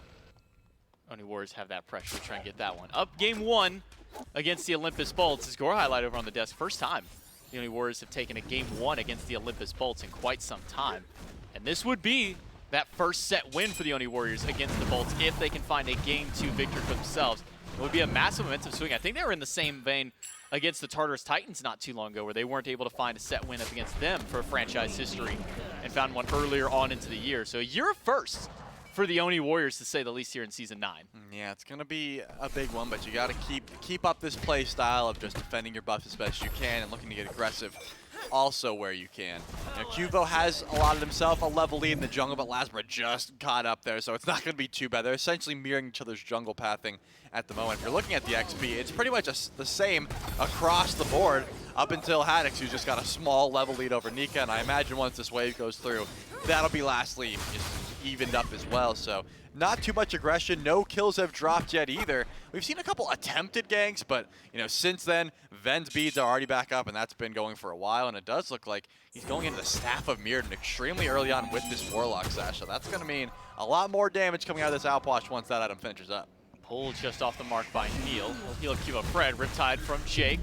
We'll keep him locked in. Darkest of Nights used by Barracuda.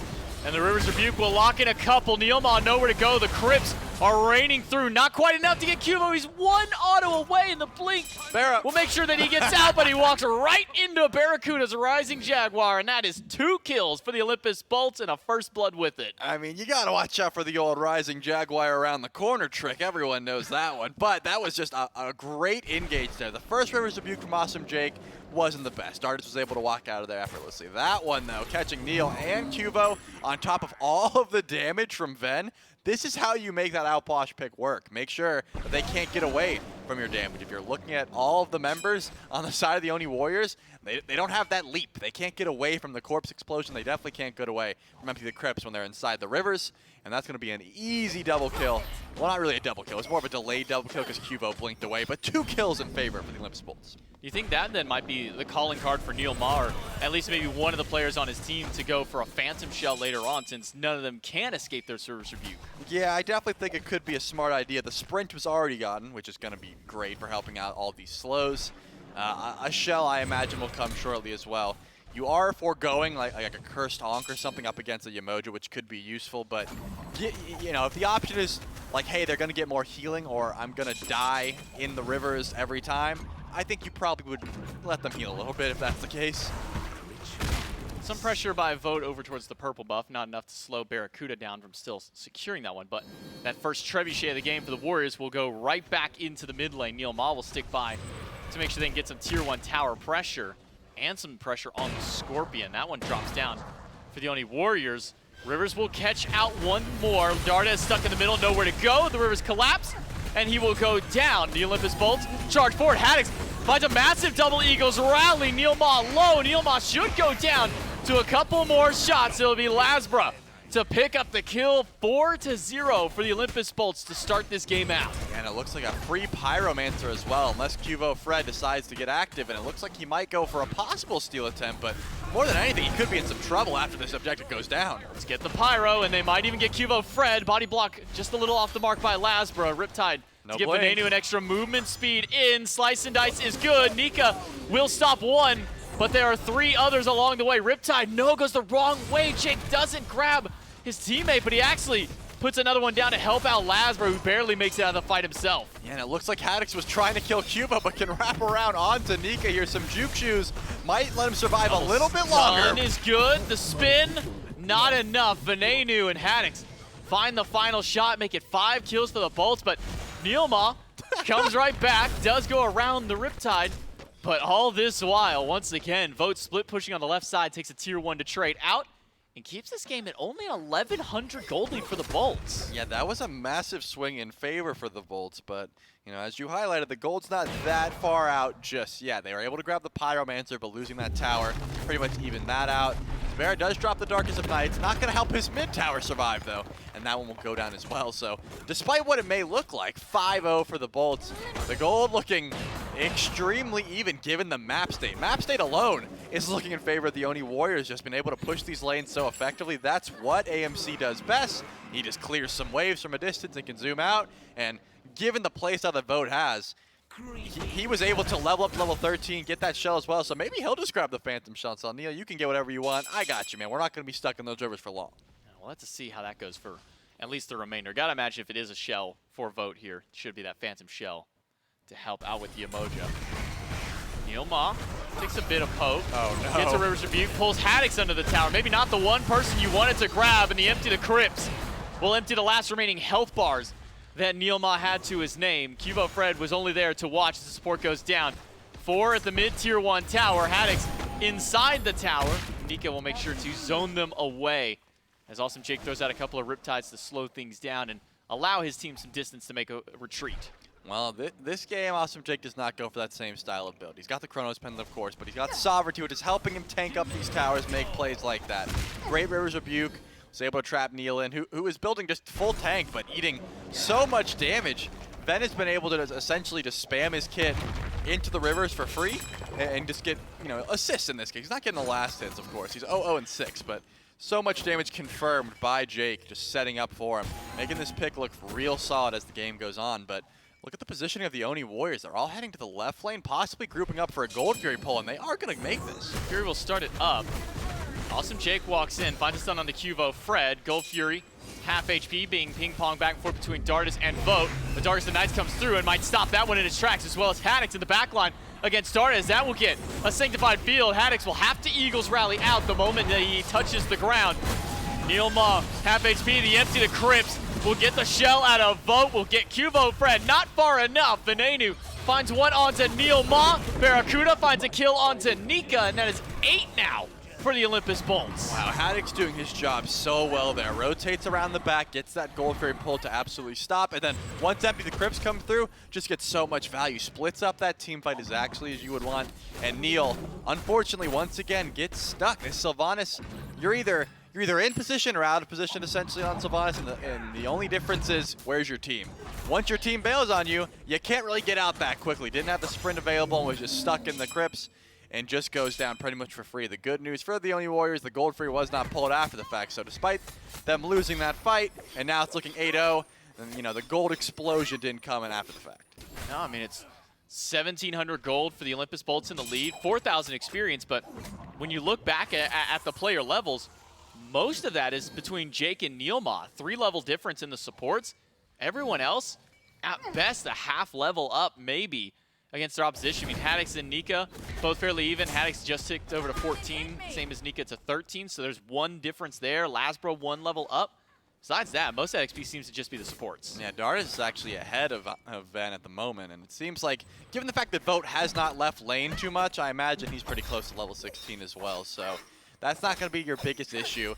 And I do think that it's got to be the same mindset as Game 1, right? You know, the Bolts are getting a little bit more active, which could be a problem, but the Oni Warriors are playing for that late game 5v5 when they can use Sanctified Field to their advantage. And I think the Bolts realize what happened last game, and they're trying to steamroll over before they get the chance. They're trying to make sure to make the absolute best use before the Phantom Shell gets activated. Neil's got 2 more levels to climb before he can even get access to it, and it doesn't look like Vote's going to stop his DPS to upgrade it either. No. Not double Dardas, who also picks up a shell for himself. So 2 shells now for the Oni Warriors to try and deal with this Yamoj's walls. But not really a whole lot of defense to deal with what damage Venenu has been able to output in these fights. These Empty the Crypts have been doing so much damage to the Oni Warriors that as soon as that one drops down, it just feels like the Warriors cannot even continue their fight. Neil Ma can't even get farmed. Now with Haddix rotating over, oh, no. This could very well just be a dead Sylvanas. Eagles Rally and a River's Rebuke will lock the Cactus in. But Neil Ma able to find a path on out, so he'll get away for now. Venenu just off the mark with his Corpse Explosion. Cuvo Fred just trying to get away from Lasbro will find his path out as well. The Olympus Bolts, even despite the gold not being super far in their favor, will continue to extend that one up. No one from the Warriors to show up to stop this Pyromancer. And Nika just a little bit late with that overhead slash. Olympus Bolts get yet another objective. Yeah, great play by Lasbro trying to catch out the Fatal Strike from Cuvo, but it was essentially a 50-50. You dash left, he goes right. You dash right, he goes left, and Cuvo was able to make it out of that one. But once again, it looks like the Warriors actually are trying to make a pull onto this Gold Fury. Instantly sniffed out, though. The Bolts were there. They got the Pyromancer, and they're like, we're not letting a second objective go down. We're going to sit here and send some vision your way. And with the Oracles down, the Oni Warriors are going to make the pull. They're going to start it up. Nika goes to the backline, finds Barracuda, gets the beads from the Hunter. The Gold Fury has not been fully leashed yet. Haddix goes into the backline against Vote. Neil Ma goes to the ultimate, only finds a couple, but gets beads at the same time. Sanctified Field, maybe a little short from Vote, as a Riptide from Jake gets the Olympus Bolts out. The Fury is pulled once again. Decent sustain out of the Warriors are keeping them alive for these constant pulls. Venenu tries to get some damage, but now without his explosion, he's going to be lacking a bit. Empty the Crypts comes out. Neil Ma just off the mark with a pull. Awesome Jake, Riptide's out, and Dardas goes down, but it's a 1-for-1 trade, maybe 2-for-1, as Cuvo falls as well. Yeah, Neil's way out of position as well, trying to go to the backline, but Haddix still has the up down with the Eagles rally. Vote's getting so weak. Right in place, and Vote will go down. Double kill for Venenu, kill for Lasbro. That's a double on his part.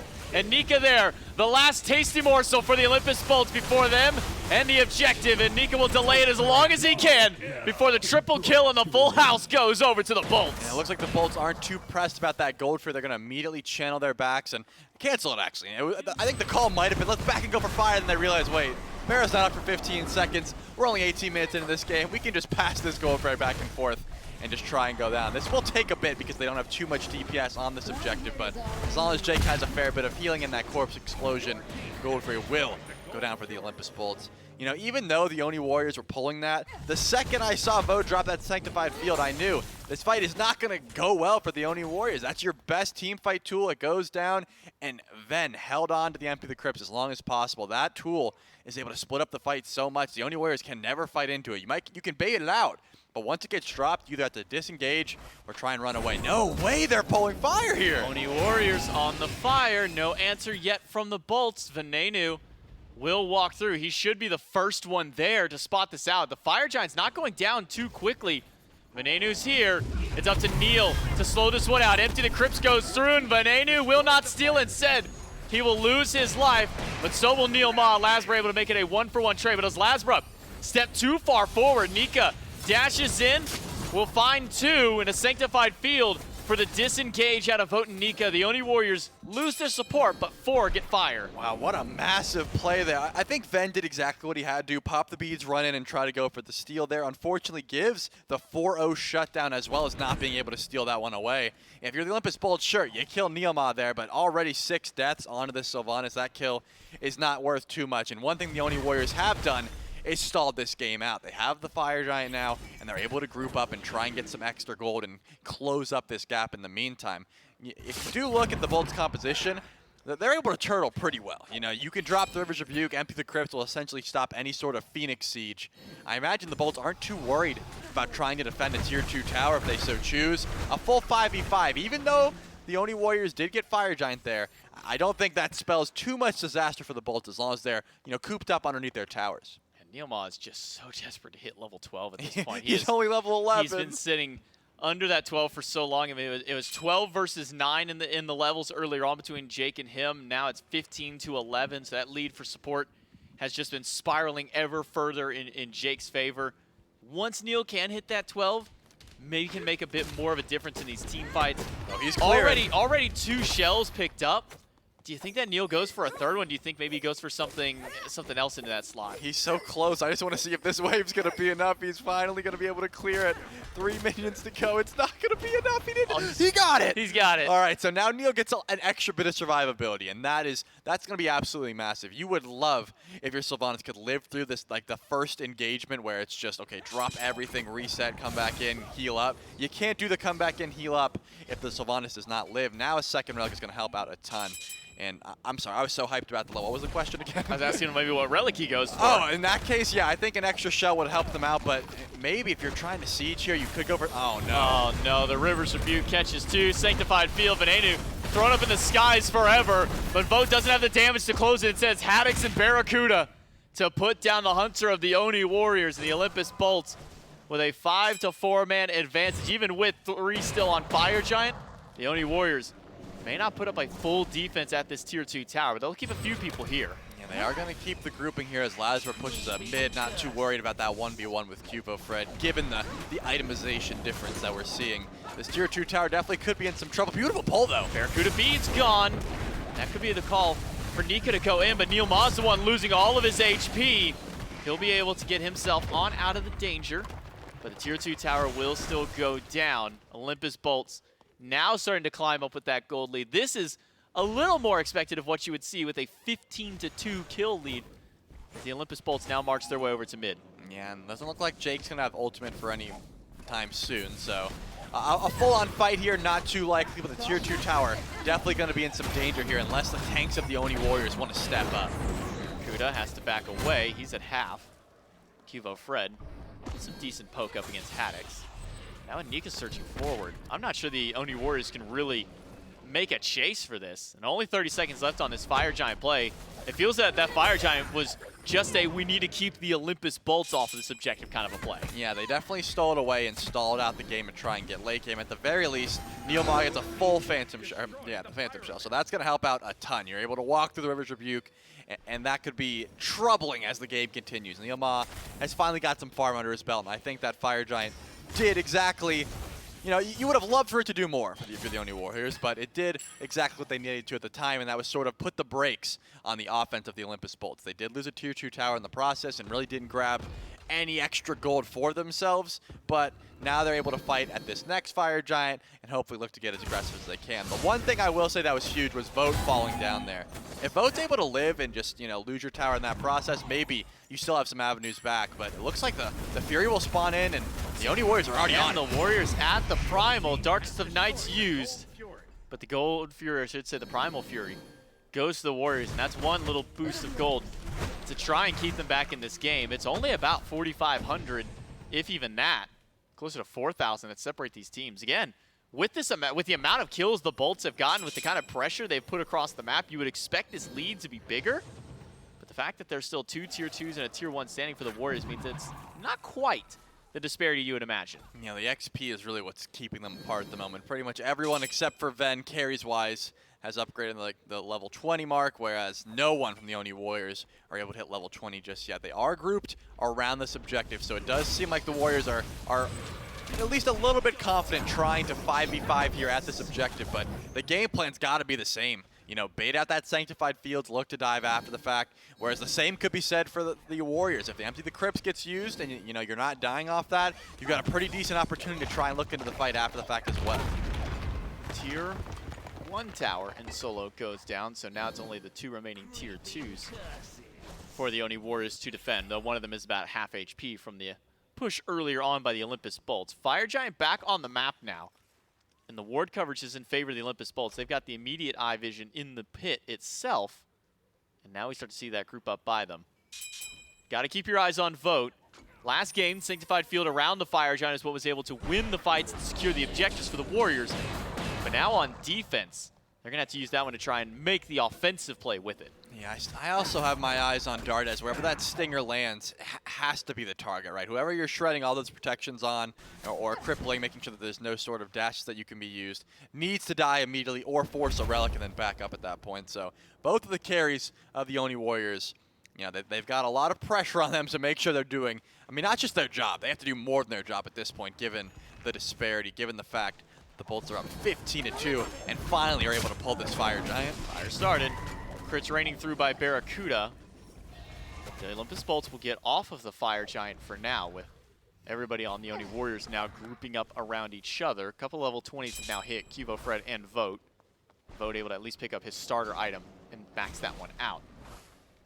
Bolts are playing this one patiently, though, Trelly. Not stepping too far forward and not holding on to the objective. Just waiting for a Warrior to step forward. Yeah, I'm looking at the relics. All the relics are available. All the ultimates are available. The Bolts are essentially just waiting for Jake to hit a massive ult here. That's got to be the plan. One Riptide could be the go button, but finally Lasper is going to be the one that pulls the Fire Giant, and there it goes. River's Rebuke is up. Neil Ma will pop the shell to go through the backline. Finds 3 with the knockup, but where's the follow-up after? It's all being chased away by Haddix as he has kept Cubo Fred out of this fight. Awesome Jake low in the backline, and so is Nika. Haddix, the one-man army in the backline, has kept 4 Oni Warriors out. Cubo Fred gets shredded down by Lasbro. Vote in the middle of 3 gets crit down by Barracuda. The Olympus Bolts find 2 before the fire. Yeah, so much sustain here. The Olympus Bolts are able to just go back right for the Fire Giant right away. Even though we saw a few low health bars, no one from the Oni Warriors is going to feel confident to go up towards this fight.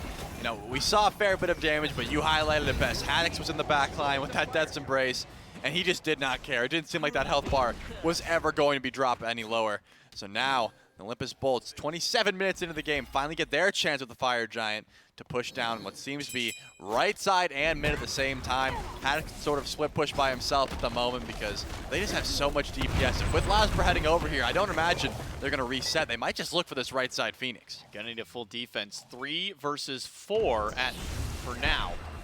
Nika and Neilma not really damaged those. Empty the Crypts is there, and well, that is the call back for the Oni Warriors, especially for Neilma. There's just too much damage for the Sylvanas to handle. An ultimate by Lasbra on top of Nika will force the King Arthur out of the fight, and the right side bird to go down. The Olympus Bolts have taken this game by the throat, and they have not let go since. I mean, it is just so impossible to try and frontline up against BennyQ at the moment. Anytime Neil steps up, a great pull on the Barracuda, but it was just a turn, a beads, and then 900 crits coming through. I mean, we're seeing them on the Pyromancer now.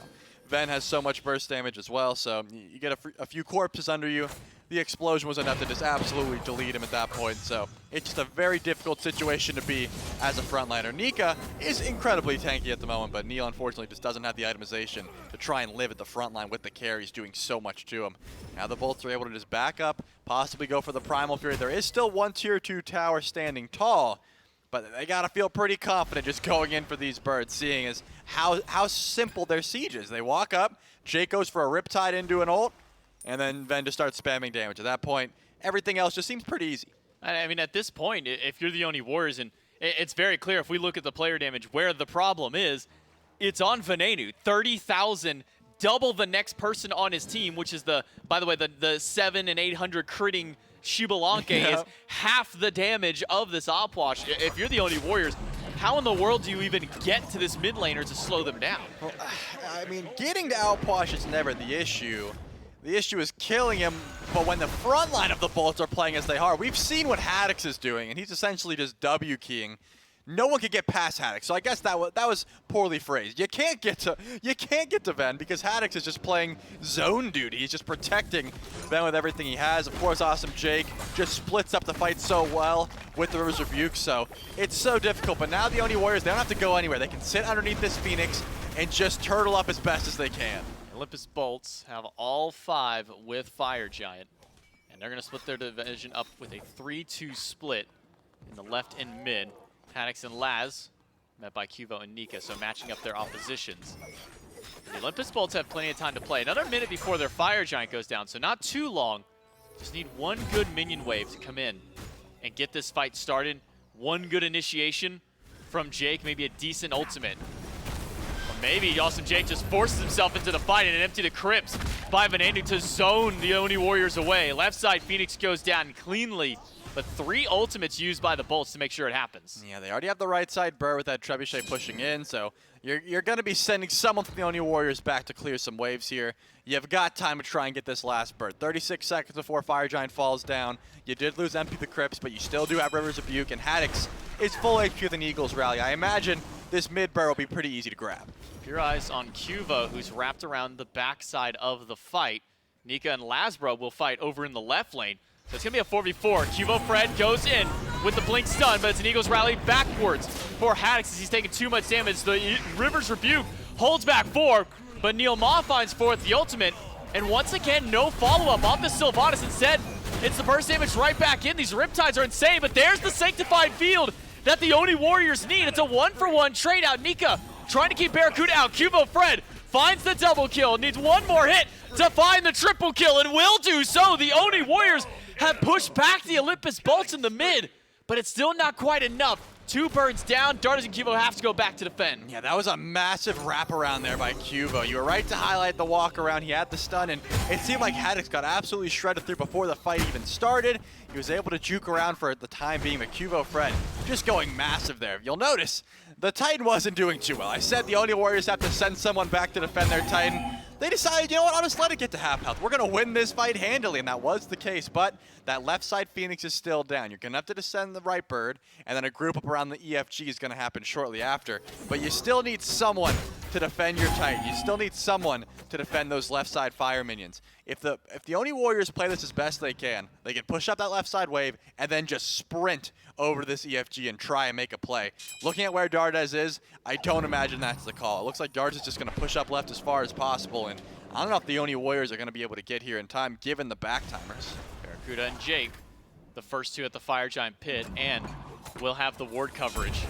Jake will start it up with only him and Barra. That's not quite enough damage. Haddix will teleport in to now make it 4 for the Olympus Bolts. Cuvo Fred on the backside of the wall. Neilma found a massive ult in the last team fight. We'll see if he can find another one here. Ultimate from Laz on to Cuvo Fred. Will force the Achilles out. Stun just off the mark by Jake, but the slow is good. Cuvo Fred is melting away. The last of his health bar crit away by Barracuda. And now the Oni Warriors are spread out. Vote finds a Sanctified Field. A big triple ult by Neil Ma, but again, no follow-up is there. Instead, the follow-up is from BennyQ in the Olympus Bolts. It's a double kill for Ven, a triple kill for Ven on the op watch.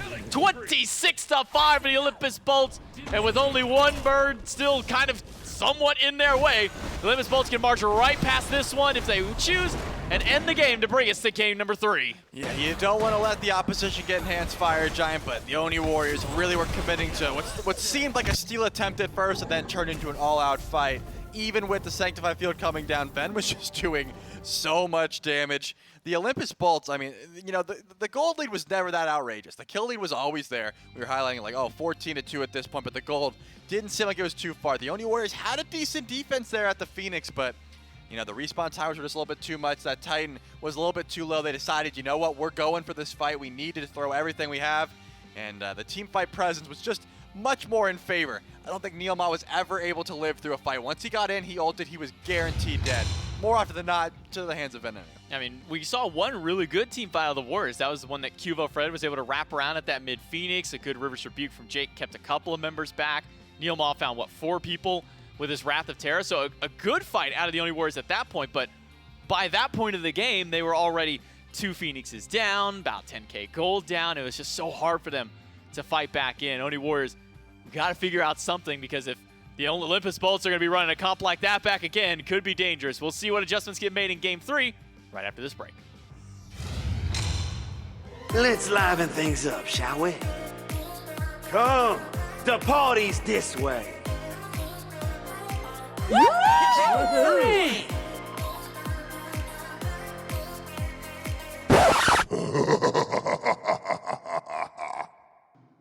I'm hungry. Be sure to grab some brew. Yes. That will do. Time to eat. Let the heavens rain!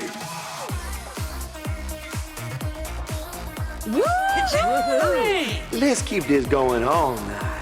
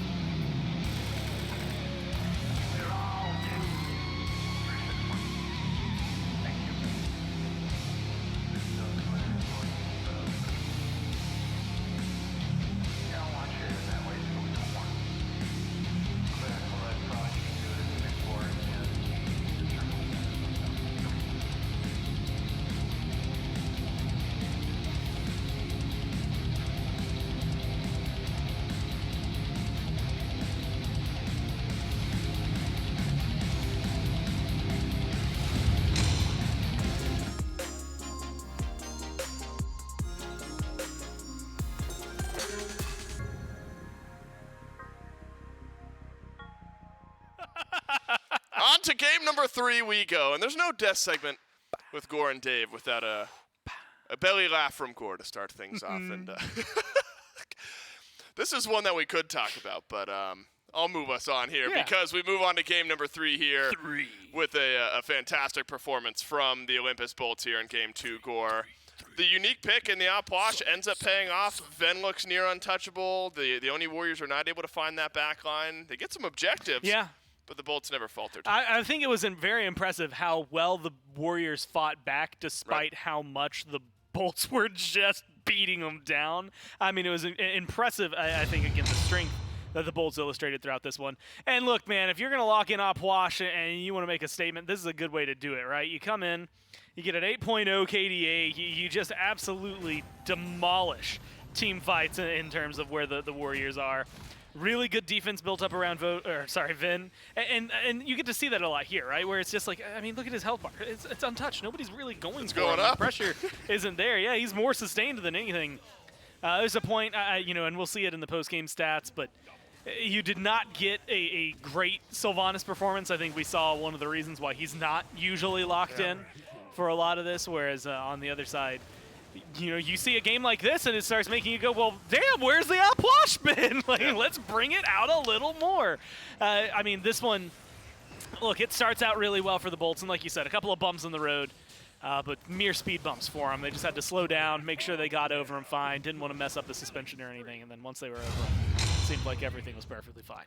And look, again, regardless of the way that this set ends, I actually think for both of these teams now, who have both had rough starts to their weekend, you've gone to 3 games against one of, on either side, one of the best teams in the league. You've had an individual game now where both of you have gotten back to your strategy, back to your winning ways. So priority rises now, of course, to win the set. You want to end your week, end this week in the SPL on a good note. But I think as far as both teams, just sort of reminding themselves, it's all good. We had a rough set earlier on this weekend, but we're competing very, very well now. I think great for both of these teams.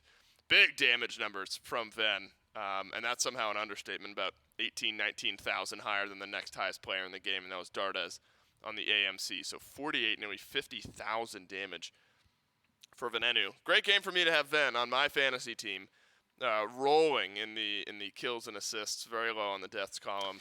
And that's hard because if you talk about adjusting strategy, that's not – Oni Warriors aren't going into this game saying – they're definitely picking Opwash. I mean, how can you, right? I mean, maybe you can adjust. Maybe you consider taking that away, but there's so much priority in those first 3. Are you banning Opwash away in the first 3? It's so unique. Probably not. Difficult question to answer, but the Oni Warriors will answer it for us in P's and B's for game number 3. And remember, first pick, second pick, important here in this set because the Daji, which has been consistently banned out by second pick, likely to be banned out yet again here by the Bolts. Now, you mentioned fantasy. And you're talking about how great it is for you to have Ven, and I've got Vote.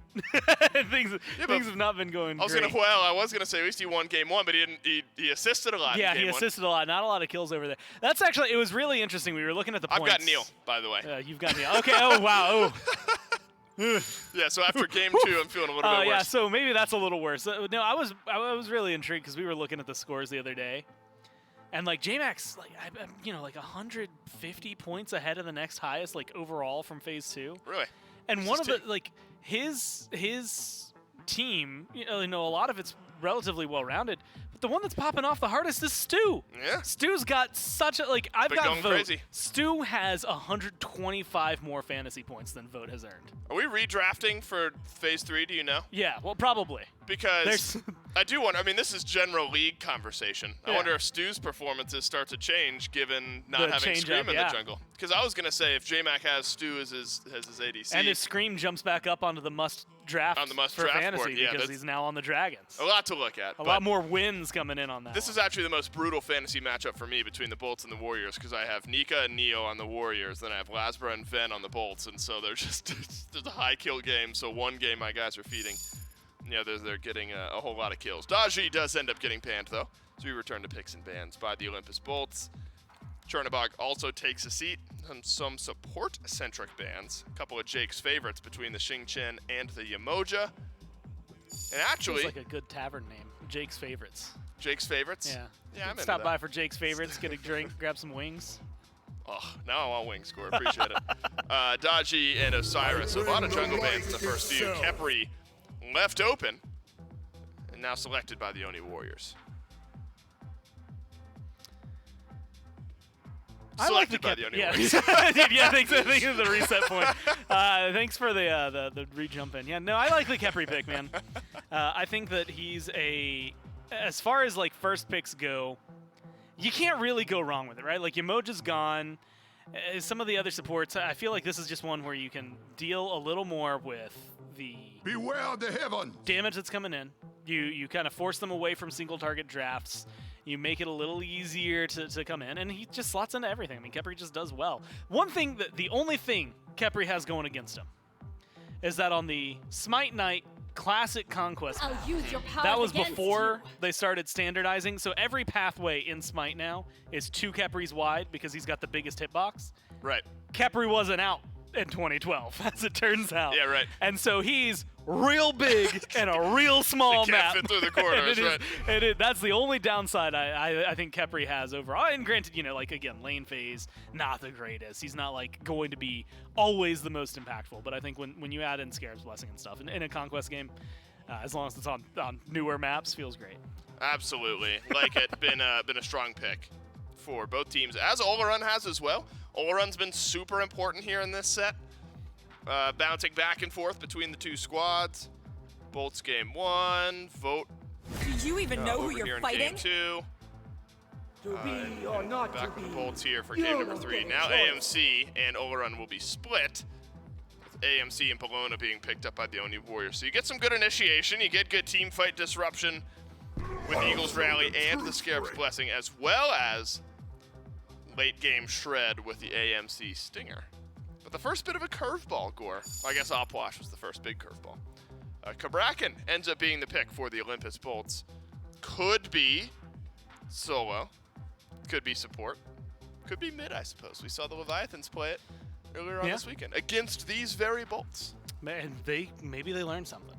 Vin just played Opwash. Well, Lasper didn't want to talk to us about it, so could be what they learned. I think, this is the glory of a Cabrakan. Cabrakan's been played in 4 roles. The only one that he's never been touched in is playing as a carry. So that is something that I think is perfect. Well, with the Nemesis, you can kind of limit. Probably not in the jungle. The Olorun, well, that's more than likely going over to Bara. So you feel like you still got 3 roles that you can flex it between. And that's the thing. If it goes to Jake, that's awesome aggression. If it goes over to Venenu, it'll be interesting to see if they learned and picked up from the Leviathans earlier this year. If it goes over into solo lane, I'm interested to see how it does in the Bologna matchup, because I feel like Cabrakan the last couple of days has just been a bully. Sot yesterday is the one that comes to my mind, where he that was horrific. That was beyond bullying. It was mean. You're right. Like it was genuine cyberbullying. Like, right, we were outside of Smite for a moment, and I was questioning Sot's morals there for a second. Just kept like does Sot just hate Scary right, D? just kept doing it to the That's what it solar felt scabs. like. Point being, Cabrakan has that type of potential. Chiron eliminates mid at this point. Likely Chiron then over in the mid lane for Ven. Seems happy about his pick. Just to sit back, throw out some Centauruses later on in the game. Why not? Who would be unhappy about that? Sad that his Opwash got banned out, but happy with the performance he was able to put in prior to it getting banned out. And that's the one that tips the scales, right? It's over 50% win rate for Ven on the Opwash, so 4 wins out of 7 games. We'll see what the Chiron is able to do here, as jungle still presumably needed for the Oni Warriors, but stick with me, Gore. It's not going to be Daji, Osiris, Fenrir, Hun Bats, I guess technically Eset, Erlang, Shen, but it will be the Achilles. Nemesis also not available. Escape my wrath. Achilles and Poseidon. Yeah.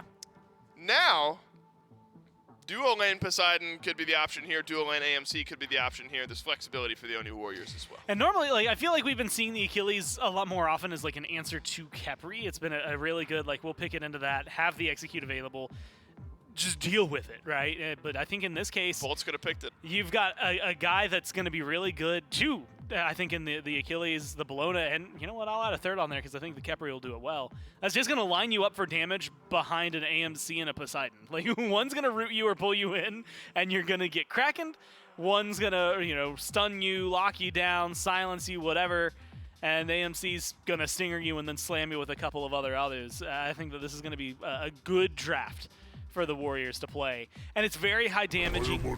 The thing that's really, I think, going to be interesting here is, again, you had mentioned this earlier when we saw the AMC locked in, I think in Game 2 and in Game 1, usually goes mid. It's not far-fetched to think that this is going to be vote on the Poseidon. Right, could be vote Poseidon. In fact, I think he did that a couple weeks ago. I think so, yeah, and Poseidon feels fine over in duo if that ends up being the case. So it looks like Cabrakan solo, Gore. Could be Ymir solo, you never know. Oh, I know. Oh, yeah. Watch, it's going to end up being Ymir solo now. Likely Cabrakan solo then. I'll buy myself an inch of room. God, look at those Alienware PCs. Unbelievable. Cabrakan solo up against Bologna. Something that sought throughout in lane. Yeah. It was into Cucullin was that instance. But it was just so obnoxious. He built a couple damage items early on in that lane, just dropped the tremors down on the wave. Scared he wasn't able to trade into it. He walks up, stuns you, and then just starts trimmering under your feet, Clear and the all of a wave, sudden you're just like and you can't step up dead. and clear the wave because you're taking damage. And you can't really get out. At And least Haddix Bologna is just has that a more type of player, right? Yeah. So, Haddix likes to beat people up. Is that what you're saying? yes. Haddix, a bully. Haddix, he's gonna take your lunch money. I see him at the gym every once in a while.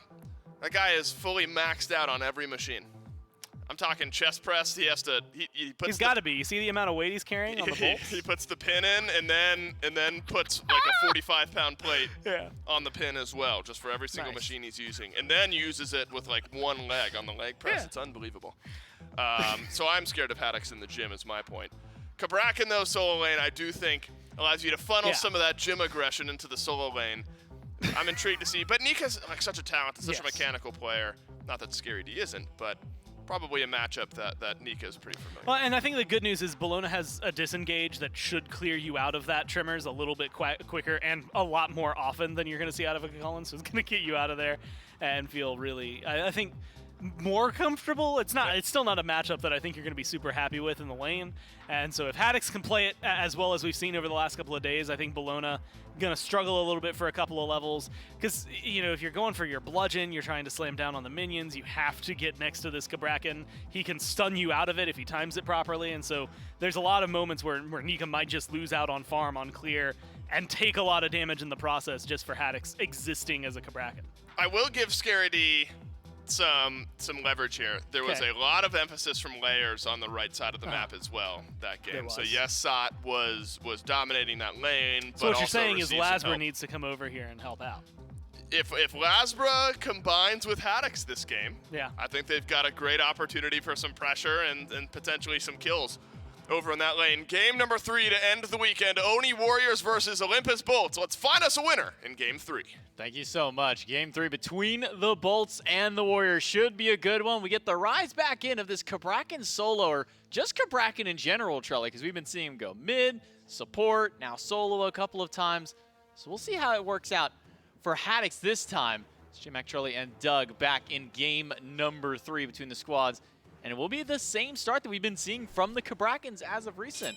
Going into the Fighter's Mask and then Tier 1 in that Tiny Trinket. Yeah, but Haddix did get the Aegis here, so putting a little bit of respect on Cuvo Fred coming over with that execute.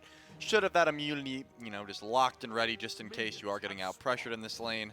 I do think, as the desk was highlighting, you know, this matchup can be extremely snowbally if the Cabrakan gets lucky enough to get ahead early. But if you're not going to get ahead early, full damage Cabrakan is still full damage Cabrakan. You know, you can kill him. There's a Kraken over there. You got to watch out for it as the game goes on. And I think that's why Haddix is, you know, putting himself into the full damage situation with the Aegis in the back. So at least you got a little bit of insurance, right? Even if you're going to the back line, you're like, oh wait, I might die here. You got that little bit of insurance. So I think that will help out as this game goes on. But at least Haddix is going to get some lane pressure early. Haddix is mostly just going to use his Tremors to fight against Nika for a little while. I'm already looking down at the relics, and you know, we already touched on the Aegis from Haddix. That's going to make sure he can stay alive. But maybe an extra bit of survivability for Awesome Jake there. Meditation for his first relic, also to maybe deal with this execute. Yeah, we've seen this a bit from Genetics, the cooldown med late game, seeing if he can get some use out of it. And it seems like Jake thinks this is the type of matchup where the cooldown med or the knockup med, either one, if you're trying to sustain for your team, late game it could be that little bit of help. He's not on Umoja anymore, and Jake still wants to make sure his team is nice and sustained. And it does just help you out early. You really can't lose early lane aggression when you have a meditation. I mean, you can, but you shouldn't, because you essentially have 2 health bars. You're just like, okay, you poked us out, boom, med. Now what? You can't invade us. So, you know, not that Ymir should be getting invaded by a Khepri Poseidon lane anyways, but just a little bit of extra support there for the support and Barracuda. Well, Haddix pushed up to the tier 1 tower line just to try and get some damage on these minions. Cuvo, Fred, and Dardes have put their pressure in the mid lane against Venenu and Lasbra. Not really known for their early clear on these 2 gods, are the Olympus Bolts jungle mid combo. We can start to see exactly what Cabrakan is capable of in the solo lane, as Nika does not get to have fun for these first few levels of the game. No, the tremors are going to be a nightmare in the early, especially the way the Haddix is itemized. You don't want to ever get caught in those because it's going to be trouble. However, Ven is seeing how much of a fun time it is to lane up against an AMC because the poke is going to be insane. Cubo almost looked like he was going to help Nika, and then he was like, man, I'm going to go for the Totem of Coup here. You have fun. You know, this is a situation where I don't even want to try and fight that guy. Yeah, it looks like you're having a grand old time. But Lasbra and Haddix on rotation to the blue. Cubo's got to do a lot to secure that one. He will not. Stolen away by Haddix. And now the mobility gone through. The perfect body blocks out of Lasbra will keep Cubo Fred locked in for a while. Not enough to get a kill, but just enough to be such a nuisance. Meanwhile, invade on the left side does not go the way of the objective, but maybe for the first blood. Awesome Jake and Barracuda burn through the shell for first blood on the Bolts. Wow, that's some all-out aggression there from Jake on the Ymir, and that's exactly what this pick should be doing. Also sending some poke over to vote saying you're not clearing this way for free. And this is exactly what you want to see out of this pick. It comes with early aggression. What you're giving up for is that Scarab's Blessing, right? You're saying, hey, we're gonna have way more attention in the early. We're gonna be able to push this lane. And sure, I can't res anyone as the game goes on, but it's gonna be a lot better. As we just saw, I mean, Nika's level 3, man. You can't even step up to the lane. He just scourged. What Nika did watching the tournament, he just saw it happening. He just stood there. That's me anytime that my lane is going that way. I'm like, so what do you want me to do about it? Okay, here you go. Here's some damage. I guess I'll just wait until you're done. Yeah, then Cubo makes the rotation over for a second and goes, well, Totem's up. Again, this just has to sit by and Look watch. at his face. He's just like, really, man? yeah, he's just like, well, This is my life. I'm going to lose a fair bit of gold here because I simply can't match that clear pressure. You know, I do think if Cubo comes over level 5, Haddix might be in, oh no. Was that the Knuckles from Sonic Oh No that you just threw? I mean, I was just saying, oh no. It sounded pretty good, I'll give you that. Whether you were trying for that or not, but dual lane pressure goes over. It's awesome, Jacob Barracuda yet again. That early kill in the duo does help Barracuda hit 5. Not quite before Vote was able to, because Vote got a little bit of that solo wave clear earlier on. But at least gave that nice little boost over to the Olympus Bolts. An apartment of about 1,500 gold that they've gotten up here. Not just that first blood bounty. That did certainly help them spike, but the bulk of that coming from that bounty, is but 600 up. also the fact that Haddix has shoved about three waves under that tower. Yeah, unfortunately for Nika, you just can't last hit minions when Haddix is there bullying you at the tower line, so you're going to be losing a fair bit of gold to that tower every time it comes through. Haddix will have to go back to base finally, and I'm assuming pick up the full Bancroft's Talon, which he does get, which, you know, spoilers, it's going to do a lot of damage. Oh, Venenu probably going down here. Execute. Not enough. Just out of range. A slight heal from Venenu. Centaurus has got to deal the damage, but he doesn't have enough time left in the ultimate. Cuvo Fred finds the kill up against the mid laner. Yeah, it would have been sweet if he could have got the res off, but just not enough damage coming out of Centaurus because Ven doesn't have Transcendence online yet. That's a tier 2. Charge Morningstar just not doing enough damage with that Centaurus. So unfortunately for Ven will fall down, and at least the Oni Warriors are on the board. I was talking about Cuvo possibly going over to solo lane. Cuvo doesn't want to fight Haddix. I don't want to fight Haddix. He's just going to go to mid, and he's going to take on the much easier to kill Chiron at the time being. You know, maybe late game it'll be a little bit different as Vote does end up stealing Barracuda's purple buff away. You know, in the battle of the mage ADCs, Barracuda might have a kill, but Vote's just doing more burst damage at the moment. Did you hear what Dave was saying about how Haddix is at the gym? I don't want to step up to Haddix. In game, out of game. I'm just talking in the about studio. Cabrakan, man. I'm not talking about throwing hands with Haddix. I mean, Haddix probably actually does look like that. See, what we're seeing is an illusion of Haddix right now. That's actually Haddix. Haddix is lifting up 2 cars Exactly. as he runs around and goes for the farm as we see Cubo try to steal away an Obelisk. And actually, Awesome Jake is on the right side of the map. I don't know what his plan is, but he was over here. Literally every time we pan back to Nika, it's him standing there just watching Haddix like, dude, just let me farm for once in my life. But Nika will finally be left alone to get a little bit of that farm, so he won't lose too much to the tower. But early rotation from Haddix gets spotted out by Cubo Fred, so no further aggression towards the mid. Maybe some towards this blue buff. Level 8 versus 2 level 7s. Awesome Jake on the way. Stun onto Nika. Nika stuck inside the Tremors. Not taking a whole lot of damage since he's got that magic defense online already. But a blue buff secured for Nika might be the best thing that Nika could be asking for right now, besides killing Haddix. Yeah, we saw that Lasbra wasn't quite there, but Awesome Jake was there. And this man has Stone of Gaia and Meditation. He is just a walking HP 5 pool at the moment. He'll be able to live through this pretty easily because of all that HP 5. Unless Cubo Fred comes in, might have an execute chance. Stinger does do a lot of damage. Cubo Fred closing the gap, but not going for the ultimate. That Meditation may have been enough of a bait to hold out and keep Cubo from going under the tower. Centaurus, not enough damage. Masterful Shot will get some return fire there, but it seems that just the threat of that med is enough for Awesome Jake. I mean, yeah, once that med gets popped, there's no way you're going for that execute. You're stuck under tower without an escape, and a beautiful wall cuts off a little bit. I don't imagine Ben has too much follow-up. As Jake, no. he's in more trouble Does now. get cleansed by his mid, but not enough damage and DPS to keep him alive. Awesome Jake falls down. A second kill to the Oni Warriors. Oh, no. And a Kraken by vote to steal the purple buff away from Barracuda. That's just so mean. You know, Barrow's like, all right, here we go. I'm excited to fight for my purple buff, and then you just hear the Kraken. You're like, well, I didn't want that buff anyways. Going back to lane and just start farming up. And this is something that Vote can do pretty freely because there's no one else coming to this lane. I mean, Lasbra and Cubo have not set any pressure over to Duo. So Vote can just say, yeah, I'm going to use all my damage on your buff. I'm ahead of you. I'm a level ahead, and I'm feeling no remorse for it. I'm going to continue to just steal these buffs away as much as possible. Bear's not in a position where he can try and outburst a Kraken for a purple buff, and I don't know if he's ever in a position to do that. Does not seem so. Haddix and Nika once again in the solo lane. At least even level now for Nika. Able to get some of that farm back just from how much that Haddix has been rotating out of these lanes and out of these over for these fights more than anything. So at least kind of trying to shore that up just a little bit.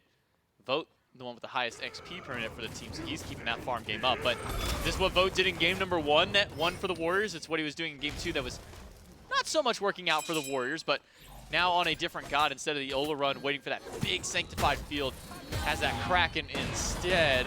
Lasbra will body block the execute from Cubo Fred, who now gets slowed down. Haddix on the way, but with no blink from this Cabrakan, no real gap close to get back towards Cubo. Yeah, looks like Neilma was trying to step up in case a Scarab's Blessing was needed, but getting walled off by Jake, decided, you know what, I'm not going to overcommit for this one. It looks like none of the Warriors were too afraid.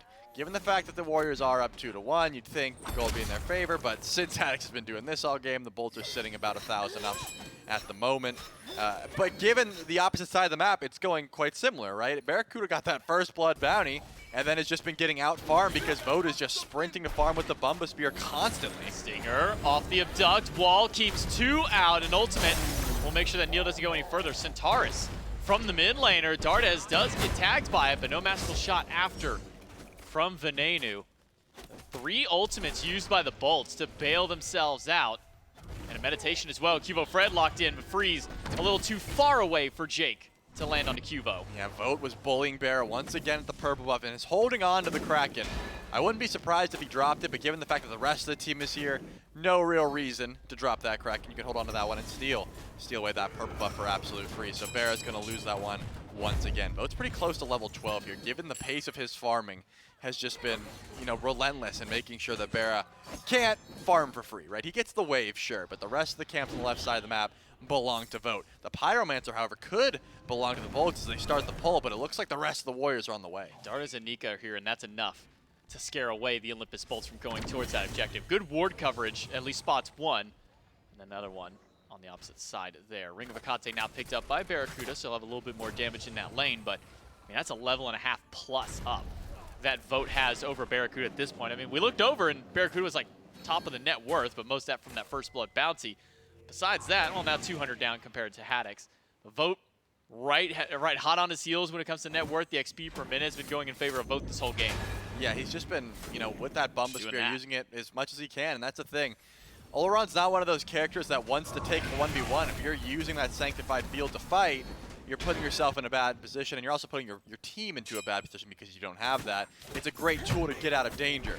Whereas Vote's like, Lazarus level 9, he's not killing me, I'm cracking in your buffs, dog, and he's going to continuously do that. Once again, though, the Bolts are looking towards the Pyromancer. Jake's not going to DPS it, though. He's just going to stand there and wall off the opposition. Yeah, Haddix is here, finds a double stun. The Stinger does hit Haddix, but he's going to throw out the Tremors and then the wall to lock 2 back. Centaurus ripping through the back line, does find Neil and Dardes. Nika taking up a lot of damage. Lasbra gets the Scares Blessing away from Neil, who dashed in. Lasbra finds one.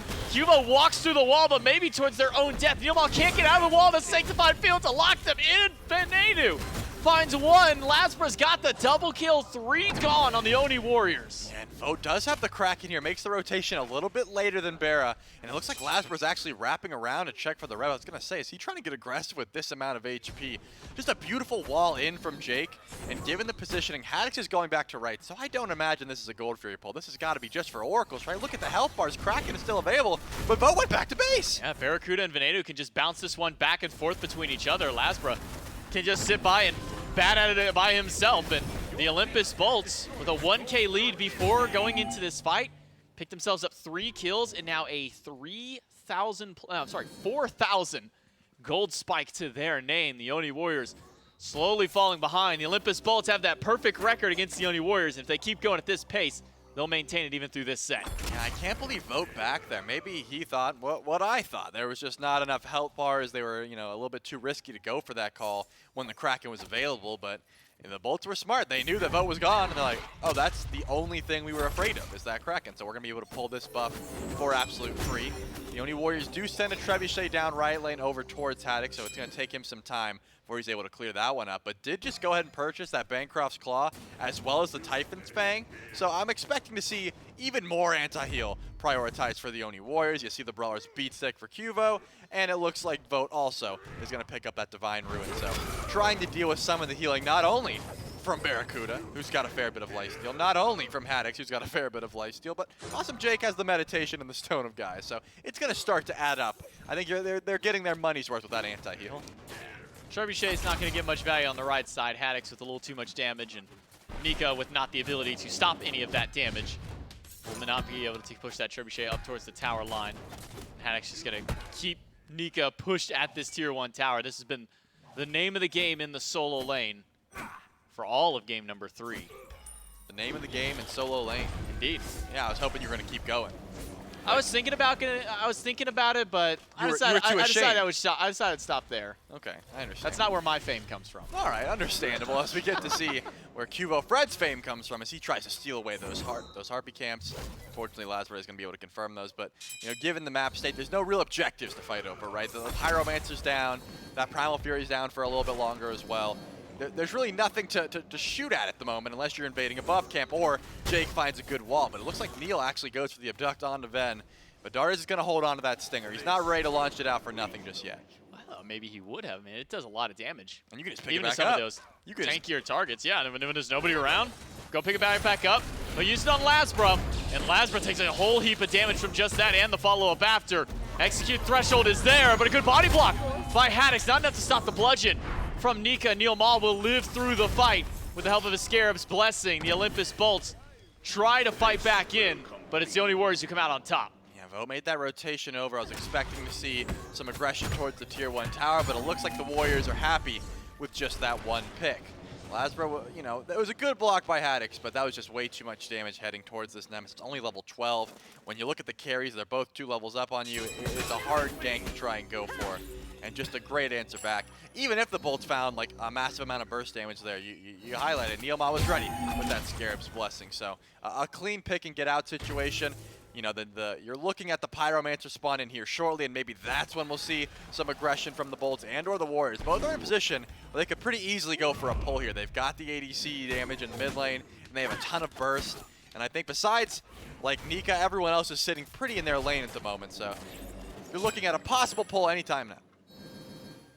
any moment, we'll hopefully see some kind of pull. No objectives up at the moment. Will be some time. Aggression towards Awesome Jake. The wall will make sure that he gets out of there. Can we check actually the leveling on Jake to see if he's maxing that wall? It felt like it lasted a while there to see what his priority is. Yeah, maxing the wall first and the freeze. 3 points into that one. We've been seeing this a lot from the supports. Not caring so much about the damage on the Ymir, more so for that area denial in the CC. Yeah, whenever you get a matchup like this where you're up against an immobile AMC, an immobile Khepri, an immobile Poseidon, you're going to get a ton of value out of maxing that wall, as Neil is going to get a little bit of damage returned to him, but given the fact that Dardes was there, you don't want to dive that one too hard. I think Lasbro just remembered the damage that was done to him with the Stinger previously and decided, you know what, you can live there. Take a look at Haddix, though. He just went for the Polynomicon. 3 lifesteal items in a row. So much damage coming from this Cabrakan with the Blink and the Aegis, level 16 on the map. I just want to see Cabrakan fight. Like, I just want to see Haddix get in there and just see how much damage he's able to do to the squishy targets. So we know Nika doesn't care too much. You know, he's got the Shoguns. He has plenty of damage towards his name, but these carries, they're the ones that are really going to feel the full brunt of this damage.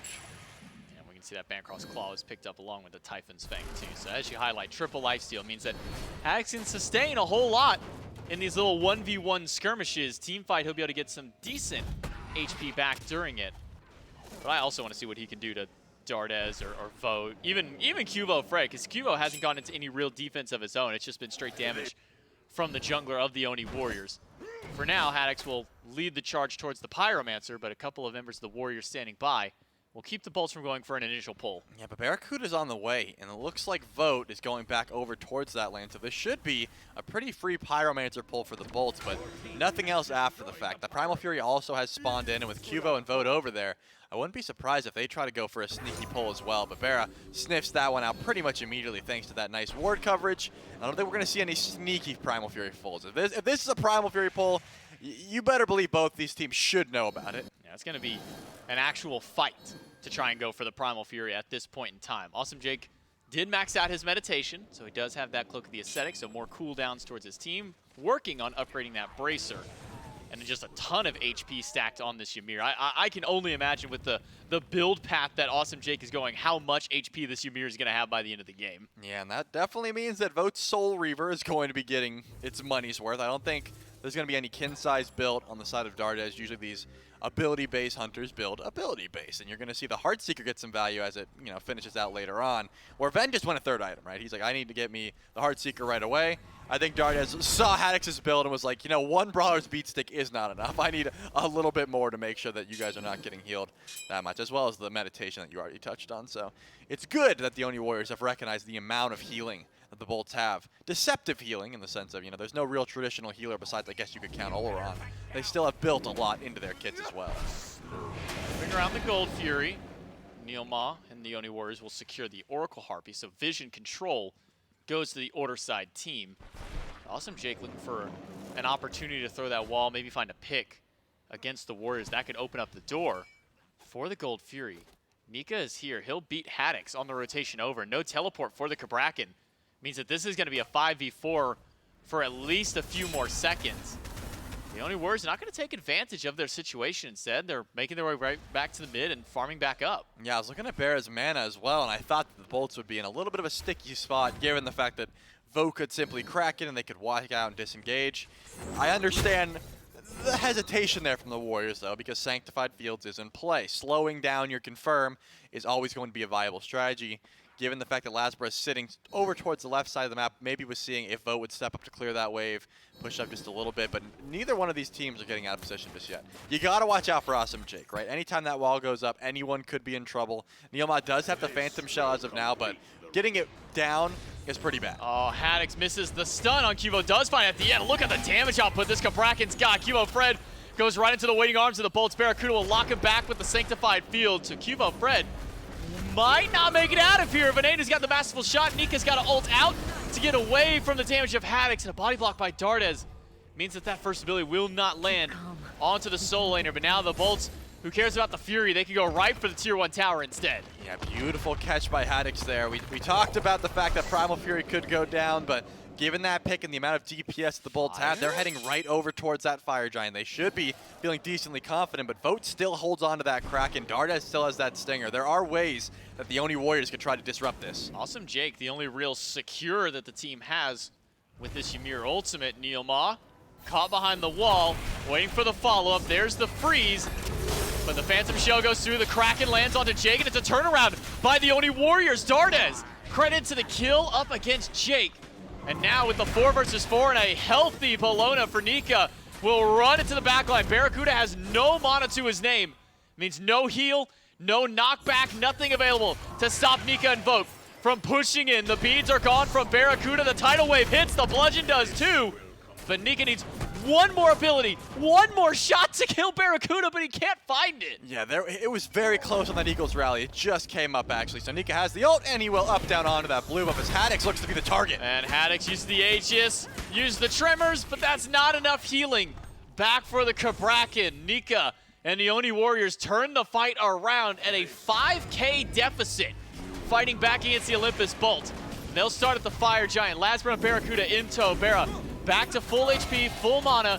No ultimate just yet. Lasbra has got to do a lot to slow this one down. Neilma used the ultimate on himself. Barracuda gets the Sanctified Field, but the Fire Giant hasn't taken quite enough damage just yet. It's still going through. The Oni Warriors get the Fire Giant, but Lasbra has found one. The Execute does not take out Barracuda. Instead, it's BennyQ taking down Cubo. Fred Haddix is trying to fight against 3, but he's not going to win when the 4th one shows up. Triple kill for BennyQ and a deicide for the Bolts. What a game this has been. It looks like the Bolts have made a massive throw there. They go for the Fire Giant. They have to back off because they just dive too far. Nika gets the pick. The Oni Warriors say, hey, we can go for this Fire Giant. We're feeling pretty confident now. Vote's got the Bumbus Hammer. We can get our cooldowns back.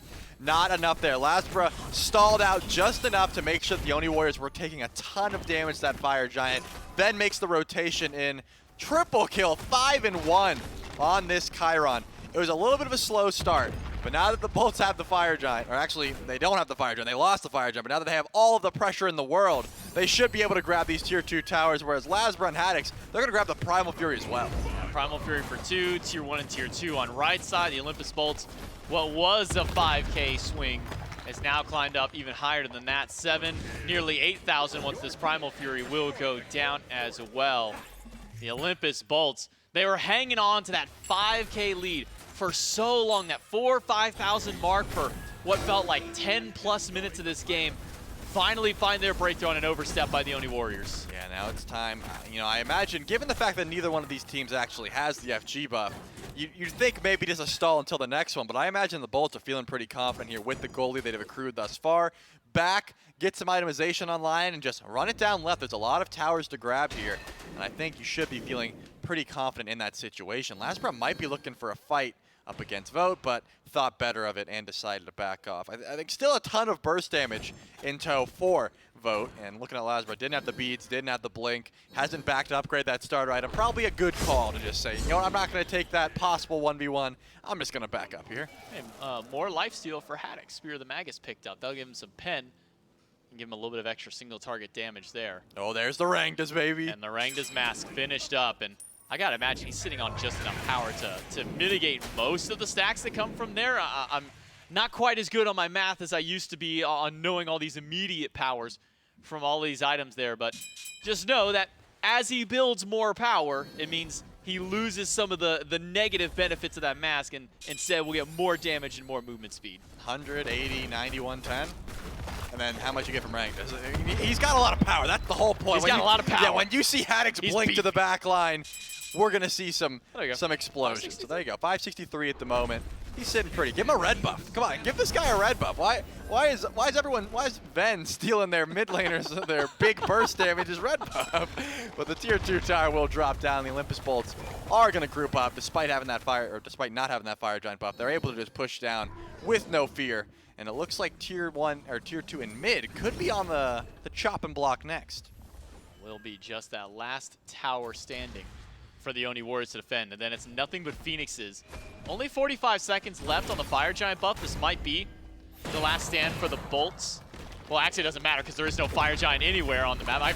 I completely forgot. You even said nobody has Fire Giant, and I'm sitting here going, wait, we literally just saw Fire Giant. That's right. The Warriors got in and got wiped immediately afterward. It was, Maybe the Bolt- it was just thrown nice with my mental too, because I'm like, okay, so since the Oni Warriors got fire, they're going to group up and push, but they got deicide. And the Bolts are just like, oh, we have such a gold lead, we'll just group and push. We don't need that buff. And they were able to grab the rest of the tier 2 towers on the map. And now a full regroup in the time for this power play to end out. So will be about 1:09 seconds, and then a full grouping up against this objective. And, you know, given the itemization here, Jake did finish that bracer a bit ago. They're going to have so much DPS. But everyone from the Oni Warriors, except for Nika, has ticked over level 20. Obviously, Neomaw's going to sit at level 15 for a while, but he's going to pop some relics. He's going to be an Aurabot, and he's going to hopefully revive someone. That's always his play, and that's not going to change. How much HP does Jake have? I keep seeing all these little blips, and believe me, my eyesight's not good enough to try and count all of that. 4,000? And then if he meds, he gets like, you know, more than that. He gets a good percent of that. And he's only 4 items deep in his build and not even level 20. Yeah, but unfortunately, That's he's not scary. going to build any HP. Do you think that he could actually hit the HP cap? Not with this not current with this build. Not with this build, but do you think that that Ymir could hit that HP cap? What's it, 5,500, I think? Yeah, I mean, Ymir has the most HP in the game, well, base HP in the game. So yeah, he could certainly build like a Warlock Sash in there and just start stacking it up. But Jake is also bringing his team those auras. So he's being a team player as well as a tanky boy. Let's see if that team play tanky boy can lead the Olympus Bolts to victory. Trebuchet pushing with fire minions. Or not with fire minions, with just regular minions. I keep They forgetting are on fire. There are 2 minions with flaming swords, and that's what got me there for a moment. Lasbra against Nika, 1v1. Now make it a 2 as Haddock shows up. And Nika is just trying to get out. Wall will force out an Eagles rally. And a shell from Neil Moss. Sanctified Field a little off the mark there by Barracuda. But the Oni Warriors have found their way out of the team fight.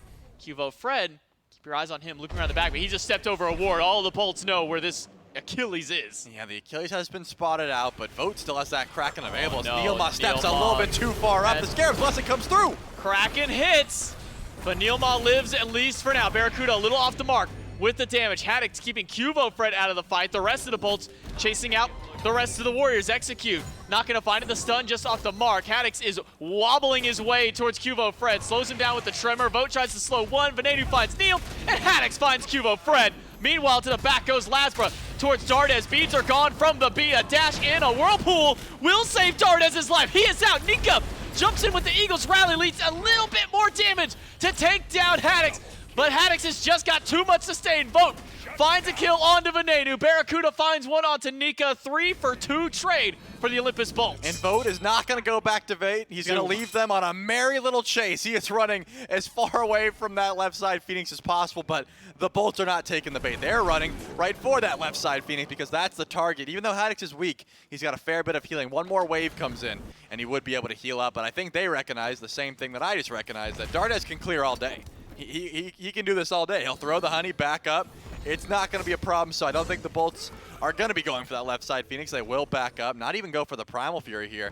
And look at the Oni Warriors. They are sprinting for that Fire Giant. I was wondering if they would just go for an instant pull, but there's no way they'd be able to tell that Haddock is still on the left side of the map. Look at all the wards that are down, too. They have stepped over 2 massive wards to let the Bolts know that this could even be happening. Barracuda is already on the way. Dardes and Vote have some good damage. Is it enough to stop Baron Haddock? The blink is down for Haddock. The Sanctified Field is up for Barracuda. The Kraken comes out, but the Olympus Bolts steal away the Fire Giant. Neilma gets procced into the Scarab's Blessing. Not dropped just yet. Barracuda low, and the execute goes through. Cubo Fred finds one in the fight. Neilma still alive throughout it all. The Warriors, they lose the objective, but they win out on the team fight. Yeah, the Olympus Bolts get credit for the FG as Barracuda is able to steal that one away, just dropping the Sanctified Field, making sure that you got to throw that Kraken down a little early. You're in slow motion, and there's no real way to try and use that effectively. So Barra steals it away, unfortunately does get executed. The Olympus Bolts have Fire Giant on 4, but the Oni Warriors, you know, they're sitting 5 strong as well, given the fact that Neilma had to use essentially everything there to survive. Look at the relics on the left side of your map. They got a teleport and a cloud of dust at the moment. Nika's beats just ticked over, so now they've got Nika's relics, and that's about it. The fight after the fact for the Olympus Bolts should be looking pretty solid. The Olympus Bolts had already amassed themselves a pretty massive lead before we were going to that Fire Giant, before that team fight broke out. And now with that Fire Giant, Olympus Bolts sit about 13,500 gold in the lead, and you can see it, or at least reflected in the build. Same in XP, but mattering a lot less. Look across the way.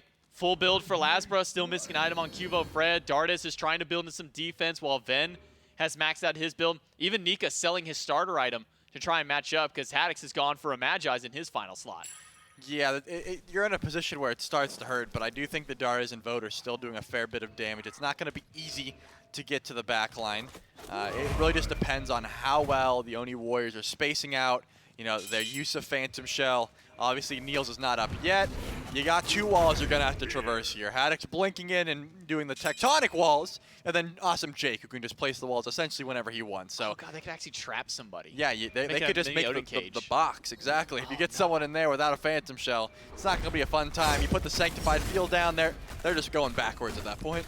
Yeah, it's not going to be a fun time if somebody gets caught in the double wall by the Olympus Bolts. Bubble popped off of Haddix. Execute. Forced out of Cuvo Fred by Lasbra. And now it's a 4. Make that 5 versus 4. The Olympus Bolts. Centaurus used to hit a few. Masterful shot after. Vote's already at half HP. Same with Dartis. Sanctified Field means that this Phoenix will go down, and Cuvo Fred may fall along with it. Revive back to Neil Ma. Kraken hits a couple. But the damage returned back by Nika is enough to keep the Olympus Bolts back. Aside from Haddix, who's in the backline, finds the kill up against Neil Ma. Freeze immune out by Nika, but Nika blocked by the wall. Veneno needs 1 hit, and it'll be enough to take him down, but Vote finds a turnaround kill. It's a 2-for-1, making it a 2-for-2, because Vote's found the double kill. Now, the Olympus Bolts are the ones who have to go on the run. Vote charging forward, finds the Whirlpool against Jake, finds the knockback against him, and Cuvo Fred will pick up the 3rd. Yeah, Haddix and Lasbra are going to have to split up here if they want to try and, you know, divide the forces of the Oni Warriors. With Dartis and Vote, they might have been able to chase, but Dartis had to go back to clear the wave. It's just up to Vote, spamming his trident to try and catch up and find any sort of gank, but I don't think any more kills will be happening. It's time to start looking at the objectives and see what you can do. In the meantime, the Oni Warriors can certainly grab that mid-tier 1, possibly the tier 2 as well, depending on where Lasbra decides to go here.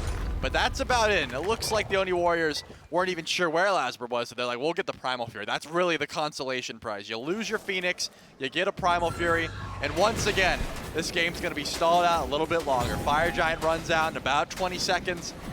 I mean, we're going to be seeing a brawl for EFG here shortly. Yeah, I mean, dance around one objective, dance around another one, and now a 3rd dance around the Enhanced Fire Giant.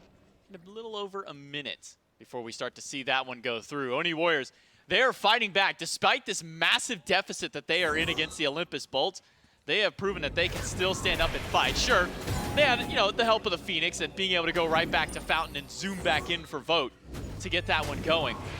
But now, how is that going to look for them when it comes to the actual jungle fight around this Fire Giant? It's a good question. It really just depends on the positioning of Lasbra, because wherever he is seems to be where some action is there to be had.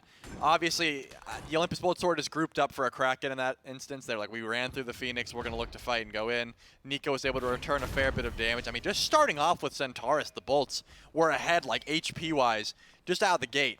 But grouping up for that Kraken, I think, was the big mistake there. Barracuda thought it was time to turn and fight, whereas it looked like half the Bolts wanted to run. So I do think the Bolts are still in a great position here, but again, it does depend on where Lasbra is. He's trying to find Cuvo and take that 1v1 because he wins that 1v1 every time. Cuvo's build is just not up to par. Lasbra has so much more damage online because he's got so much more gold to his name.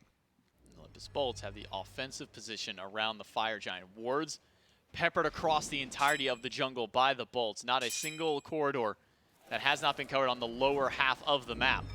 Some control at least comes out for the Warriors to get rid of some of these wards. But the Olympus Bolts waiting for one person to step just a little too far forward. One member of the Warriors to leave the safety of the rest of their team. Nika's been left to split push, so for now it's just 4 versus 5 around the EFG. Yeah, Nika does have the teleport though, so can get to this fight in a couple seconds if it's stalled out. That wall actually was good enough to catch Neil. He'll take a little bit of damage, but it's not going to spew the end of the world. I mean, if the Bolts want to pull this without the Soul Laner there, they're going to have to do it right now. They have to watch out for Vote, though. That Kraken is still going to be a decent confirm if he can get close enough to this objective. Fire started. And that could be the call for Nika to come on over. It seems he will teleport in right in the middle with the rest of his team. Fire Giant will go down. The Olympus Bolts. Credit to the objective.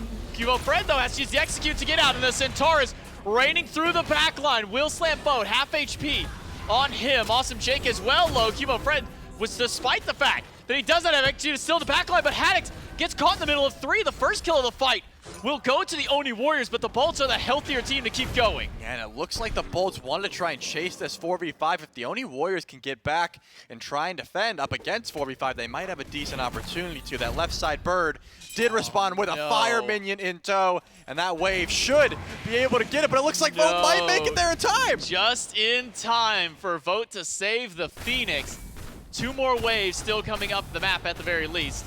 So the Phoenix is almost gone, but it's not out entirely. One last wave now that Vote has cleared that one out, and the Warriors will have a fully, well, at least fully up-front defense, but that bird is only going to take 1 hit from Venatu to drop down. Yeah, I mean, at this point, it's going to be difficult for the Warriors. And I know I've been saying that, and they've been defending, but still, they're up against EFG. I feel as if the Bolts could group as 4 in that left lane, send Lasbra down Main Street, down the mid lane, and he should just be just fine trying to take that with. He's got the EFG. No one really wants to set up with them 1v1, but it looks like the Oni Warriors are going to group up here and try to set up some form of an ambush. They're all grouped in the jungle, whereas the Bolts are slowly petering out together. And it looks like they're all grouped around that tower, so I don't imagine they're going to walk up without the rest of their squad. They're aware that this sort of play could happen. As Awesome Jake is looking around. He's not going to spot this one out yet. No, 3 standing in the mist. Could be a great pincer. Barracuda, ever the wiser, recognizes somebody could be in there and will hit Neil Ma at the least. And that's enough to scare the Oni Warriors away from continuing that push on the left side of the jungle. Still 4th Fire Giant for another 2 minutes on the Olympus Bolts. The Oni Warriors will back themselves to base and reset because they're going to need a heck of a defense. This bird's not going to last long. And I don't imagine they'll try and use that bird as their only line of defense. Yeah, you got to wait about 15 seconds. That's when Haddix's Aegis is back up, and honestly, 20 seconds if you want him to be able to blink to the back line. Last time we saw Haddix get deleted because he is full damage, right? That is sort of the play that's going to happen. Nika is wrapping around the back here. This left side bird, you could let go down. You could lose this left Phoenix again, but you really, if you're the only Warriors, that mid Phoenix needs to stand tall. Saw from Cubo last time. We're going to need it now. Centaurus will clip Vote.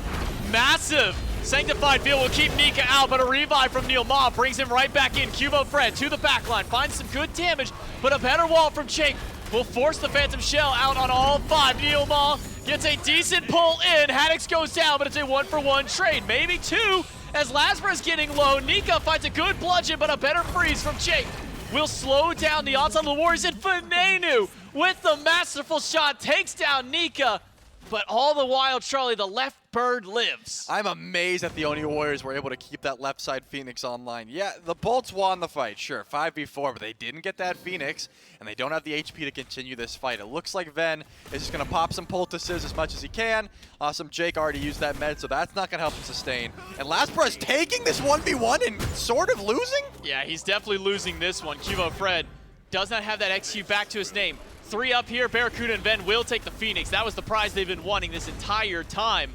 But maybe they can get a little bit more onto Dartis. If that 3rd Centaurus would have hit, that could have potentially been the end of the line for Dartis. But he has just enough HP, jukes out that 3rd one, gets out. Olympus Bolts get the left Phoenix. And now as we push closer towards 40 minutes, we've had a few dances around Fire Giant. Charlie, seems we're going to have at least one more. At least one more as the Olympus Bolts back up, just getting the same old, same old. That left side bird falls down, and that's what I highlighted before the siege even started. The Oni Warriors can afford to lose that Phoenix. They have Nika who can just clear the wave and teleport in, so that's not the end of the world for them. Everyone is full build except for Neilma, who would love, I mean, just absolutely adore a Magi's Blessing. Just, can I finish my Magi's, please? I keep getting frozen by Awesome Jake. I don't like it. I don't want to be stunned by Haddix either. Just let me get that Magi's online, and I will be ever grateful. That was my Neilma impression, if you couldn't tell. No, it was. So once he does get that online, I'm sure he'll be sitting in a great spot. The Bolts are grouped as 5, and they're heading for the EFG, which will be up in a little bit. It's just being, you know, a quick respawn, and that'll be the time that we'll see another brawl, unless, of course, the Bolts just set up for an ambush here. They've got some decent vision, but they're more interested in that Scorpion. I love the mental gymnastics Haddix is going through in this game. Obviously, he's got the blink in the Aegis. He went He went for the Magi's Blessing, realized, oh, I'm fighting a Bologna. This is useless to me. Sold it, got a Spirit Robe, and then went, you know what? Maybe having at least 1 CC immunity is pretty good if I'm going to dive in, because like now I can prevent the disarm and get that stun. Goes back to the Magi's Cloak once again. I just love watching the progression of these builds. I mean, when you get this late in the game, you can afford to make all these change-ups. Yeah, you definitely can, as it looks like Jake and Ben were sitting around the wall there. Maybe a freeze on Anika, but is that even worth it at this point? Because his health bar has not changed, and Jake is actually worse for the wear. Look at that Enhanced Fire Giant. 30%, leashed by the bolts. Haddix and Jake eating the brunt of the damage during this one. And the Oni Warriors will be the ones to pick it back up. The wall from Jake is keeping the carries from taking this one away. Signified Field and Eagles rally in the back line. But so many members of the bolts are low. The Kraken doesn't find very much in the back. Cubo Fred has to use the execute to get away. Neil Ma living on a threat of health will revive himself with the Scarab's Blessing. Nika frozen back, and Dardes finds the first pick of the fight. But low health bars on the Warriors and a wall only catching out Nika. He might be the one sacrificial lamb for the Warriors to get out. So many low health bars, but the Bolts are ready to chase this one down. One wall from Awesome J could span the end of Neil, but a good dodge with the abduct. The freeze could come, but the slow, he's going to be able to make it out. They're keeping them from going back to base right away. Look at the minions. They've already made it their way to the Titan vote. Will be the first one to get back. The Fire Giant did not go down just yet. And that left side Phoenix is about another minute or so away from coming back up, so it's going to be some time before the Warriors can really hold out and keep this defense going. And to the Enhanced Fire Giant, the Bolts go once more. Yeah, Haddix is waiting for Dardes to step up, trying to half health him on arrival. I don't think Neilma's got the best steal opportunity, but Cubo's still wrapping around the back. Never give up, will Neil Ma. Fire Giant leashed once again. Cubo Fred in the back line yet again. Kraken hits Awesome Jake. Execute hits Barracuda. Cubo Fred will go down. It's a double for BennyQ, but Vote has picked up yet another. But I don't think the Warriors can stick around much longer. Vote's going to go back to base because this Titan is just being melted by the minions. Yeah, Ben got the mean end of a stinger there, was forced to beads and back up, but Vote was not able to chase that one because, as you said, you gotta defend your Titan. And the EFG stands tall 42 minutes into this game. BennyQ 11-3, just bought a 3K pot. He's gonna be chunking. We've seen the Centaurus has not been used to clean up kills. This is an initiator. This is the first thing flying through in these fights, trying to do as much damage as possible. And finally, Neil Ma got enough gold not only to finish that Magi's, but get the Magi's revenge as well. 3 people with a Magi's Revenge at that. Cubo, Dardes, and Neil Ma have all picked that up. Every single one of them says, if you CC me, we're just going to try and run you down. Maybe, hopefully, try and get that kill. Hopefully. We will do anything. But we're approaching full build on everybody. I mean, Neil Ma, the only person who hasn't maxed out. At this point, it's just 3K pots versus 500 potions for anything else. At this point of the game, Charlie, besides the fact that the Phoenix has been beaten to all hell, we're back to an even state. The only difference is there's still 4 towers on the top side for the Bolts. Yeah, I mean, it is relatively even given the map state. It's just so difficult to try and break through this offense. It seems like everyone is so squishy. Jake, despite and Haddix actually did it. So Magi's into Spirit Robe, into Magi's, now Rod of Tahuti. Haddix finally has decided, I'm going Glass Cannon. I want to one-shot everyone. The EFG will be pulled once again, and Neil Ma will be walled once again. Now's the time for that one-shot. Olympus Bolts get the Fire Giant, teleport in by Nika, but the Olympus Bolts are not rushing forward just yet. Awesome Jake wants a wall, but will not find any targets in front of that wall this time. And with the minions pushed up on left, that Titan has been able to regen its HP. And Charlie, we go once again to another Phoenix Siege by the Bolts. Yeah, that does seem like... Wait, never mind. Nika's just going to ult in here? Nika finds Barracuda, gets the beads, the Sanctified Field, but Cubo Fred is on the opposite side of the field and probably doesn't want to be there any longer. BennyQ on a rampage finds his 12th kill of the game. Awesome Jake push back, Barracuda low, Barracuda gone. Vote is unstoppable, 7 in a row for him. And the Tremors will take down Nika. Dardes gone. Lazarus finds 1, but Vote finds the double. It's only Vote left alive against 3. But Haddix has Blink. He might be able to catch him here, but he does get ticked by the Whirlpool and will be able to make it back to base. Vote does have Bumba's Hammer. He could get back in time for another Kraken, but look at all the CC he's up against. That's a Cabrakan. That's going to be a Ymir as well. I don't envy the position Vote's in. No, Phoenix will go down. 3 versus 1. Can the Bolts actually take the Titan? It seems that they're more concerned. 1 CC. There's no beads for Vote. 1 CC ends this game. All they need is 1. But for now, they're just going to take the 2 Phoenixes. Haddix's blink is up. Beads are still down. for a vote. Kraken will be aegis away, and there goes vote. And there goes the Oni Warriors, and the Olympus Bolts will maintain their undefeated record against the Oni Warriors with yet another win. But the Oni Warriors did not let him get it so easily. Yeah, again, I don't envy the position Vote was in. 1v3, he was going nuts there, doing a ton of damage, but without beads, up against 2 Guardians and a full build 3 K-Pot Ven, it was just, a matter of time before one of those 3 possible stuns connected. Just a fantastic game for both of these teams. I mean, given the fact that the Bolts were up so much, the Oni Warriors were resilient. They were not being rolled over. No. Time and time again, their defense held true. They're like, maybe we'll lose the Phoenix, but we're going to chase you down till the ends of the earth trying to end this one. Just a fantastic game, and the Bolts, they come out on top. I mean, a great performance out of the Oni Warriors, a nice bounce back. I mean, a hard loss to the Valkyries earlier on in this weekend, and now being able to step up and still square off with the number 2 Olympus Bolts. I mean, again, this is the number 2 seed, and we're not saying that the Oni Warriors are lower in the seed. I mean, they're only 4th seed at this point, but still showing that they've got some fight back in them, able to make these bounces back. They fall down in game number 3. Olympus Bolts take the set 2-1. That's it from us. We'll throw it over to Dave and Gore to close out the day. Olympus Bolts do indeed keep their win streak going up against the Oni Warriors. I believe that makes 9 straight sets now between not only Season 8, but here in Season 9, the Olympus Bolts have been able to beat the Oni Warriors. It's a win streak because the Oni Warriors as a team have never beaten the Olympus Bolts. That continues here. This one a 3-game set, very competitive. Both teams had opportunities to win things here in Game 3. Gore did feel like the Bolts, the ones that, they were getting the fire, but then you lost a team member. So they were getting the big thing, but lost just too much to fully end the game. Felt like a matter of time. But hats off to the Warriors for keeping that game in contention for as long as they did. Here's the weird thing that these two teams have going with each other, and I just think it's really funny. So the longest game this phase prior to that was 41 minutes, 57 seconds. It was the Bolts involved in that. That was against the Titans. But this year, here's the dichotomy of the Bolts and the Warriors.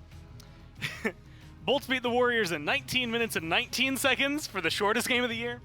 And what was the longest game of the year, 45 minutes, 10 seconds, the Bolts beat the Warriors. That was Phase 1, Week 1, Game 1. And then just now, 45 minutes, 19 seconds, Bolts beat the Warriors again. So whatever it is about these two teams, they're either going to be incredibly short or incredibly long. They've got each other figured out. That one was really interesting, though. I mean, watching Ven, I think is a great perspective for it. Again, the amount of damage being dealt here is really what's insane. 50K that you're just watching get dealt out from behind and everything. The amount of pressure that finally made it back there eventually started getting a little more consistent. But the thing that's most interesting to me is how well the Warriors repelled that. I mean, like, they should have lost that game like 15 minutes ago. Things like that. Yep. I think they did a great job of stopping the Bolts and then winning a fight against the Bolts and then stopping the Bolts and then winning a fight against the Bolts. And, taking fights that admittedly maybe didn't seem as big of a deal, specifically the one that was over there, on the right-hand side around the Tier 1, where it's like, oh, you just lost FG, you're not going to try and fight this. And granted, they do lose the game, but the fight right there, if they get one more pick, if one more of those gods dies, the Bolts don't win, and we're still going. Yeah, we're going to one more enhanced Fire Giant. Because that's normally how those types of games will just extend, right? Like Fire Giant confirmed, but the team that gets it loses just like their ADC or one person too many, so they can't push, but they don't lose the game because they've got the FG, and then we go 5 more minutes, 5 more minutes, 5 more minutes. Such an exciting way to end this weekend. Yeah. In a week, Gore, that was just filled with storylines, and we'll get to talk about a little bit of those before the day closes. But this set in particular, I think, had a lot to look at as well, a lot to unpack realistically as far as picks and bans. That strategy goes. Ven with some unique styles of play over in mid. We got to rewind to Game 2 here. Ven had a heck of a set, 7-2 and 18 on the Apwash. I almost forgot about and then a 13 and 3 game here on the Chiron. You talk about the Bolts and what's given them success throughout the year. You get a real good look at that here in this set. Ven having a great year last res as well. I think that this was a really good, this was exactly what you wanted out of mid lane, like being able to pick up the Apwash and have it do as well as it did. And granted, there's something to be said, oh, hey, you've got like a really, really good end game 2. It was the Bologna, the Emoja kind of buying you a lot of space. But like watching the highlights for Game 2 and Game 3, the protection that the team was giving Ven was nuts. The amount of damage he was able to get out before his health bar felt touched was amazing. Well, look, like I mentioned, this fantasy point-wise is tough for me because I have 2 Oni Warriors, but also a couple Olympus Bolts. I have Ven, so a 13-3 game from my mid laner. Feels like it's going to do well for you. Will be just fine. Ven now with me for the post-game interview.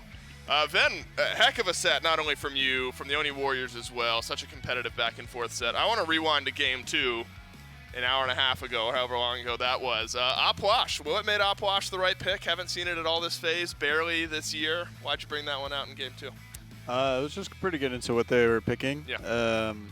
It was just an idea that Jake had. It was a Jake idea. Yeah, and usually, Jake picks don't go the best way, usually when I'm picking them for mid, but Right. that game specifically looked really good, and I trust it. I don't really mind playing some Fair jank enough. stuff or whatever. Hey, 7-2 and 18 on the Apwash, and then you follow that up in game 3 with a 13-3 game on Chiron.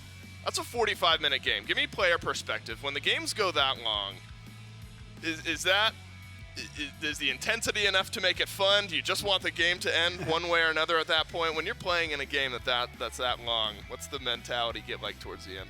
I mean, it is definitely a different style, especially when you're in like a game 3 scenario. Yeah. When games go that long, it can kind of be like 50-50 once they're that late. Like we were kind of like winning, and then they had like really, really good picks. And so once it gets to like EFG dances, like if you win a team fight, you pretty much win the game off of it. They made a lot of good plays, and I mean, just stuff that we weren't really ready for. They had a lot of good plans coming in. Just the mentality can get a little like nerve-wracking or stuff like that. Like you just have to be like really on point with our comms. I think like the games kind of showed that it was kind of like all over the place for us. Like we were on different targets and stuff like that. It's just some stuff that we need to look into and clean up for next week. Just go VOD review, go over it and stuff like that. That's always important for it. You don't usually get scrims like that going that late or like that try hard, right? So when you get games like that, you want to go over and look over it and stuff. Yeah, well, look, one more week left in the SPL. Long week for you guys. Ends with, again, a 45-minute game. I'll end you on an easy one here. One of the free games with Prime this month is Fishing North Atlantic. Do you think you could be a solid fisherman on the North Atlantic Sea if, sub-zero temps, fishing for crab and other things? You think you could do it? Let's see. I fished once, and I was on a canoe. Got it. And Same idea. I scared a turtle away. That was the only thing I've done. Got it. So success, probably not, but I do like the cold, so maybe. Maybe I can survive there, but maybe I won't be pulling anything, Yeah, it might not make make much money, but you but can it does hang sound out like with a fun game, Yeah, fair enough. All right, appreciate it, Ven. Congrats on your win. Continue your win streak against the Oni Warriors. Thank you very much. Have a good one. Yeah, all right, so I don't know if many of us or our players going to be fishermen up in the North Atlantic, but Definitely not me. very good at SMITE, and that's what the Olympus Bolts are. They're able to close That's out this also not set. me. also not me. Close out this set in 45 or so minutes. Again, the storylines this week, Gore, if you look back at what we've got just in the entire week, the 2 games that we had on Friday, I felt like destined for 3-game sets. They were anything but. The Dragons beat the Kings 2-0. And then the Leviathans, remember, this was a bounce-back set for the Bolts because the Leviathans pretty handedly beat the Bolts 2-0. Did get a little competitive on Saturday as the Valkyries beat the Oni Warriors 2-1. Valhalla Valkyries grabbed their first win of the phase. And then the Solar Scarabs, without their jungler, Scream, who's now on the Dragons, Scarabs get beat down on Saturday. Titans beat the Valks in maybe the least dramatic set of the weekend, and then a very fun one between the Bolts and the Warriors. Crazy stuff here in this week. One more week to go. It's one of those things, going back to like Kings Dragons. The Kings winning that set, it's one I almost wish we could have seen or waited to have postponed. I know the Dragons are already playing 3 sets in 3 days next week, but almost want to have seen that one with Scream there, right? After like 2 weeks. I think that would have been cool to see.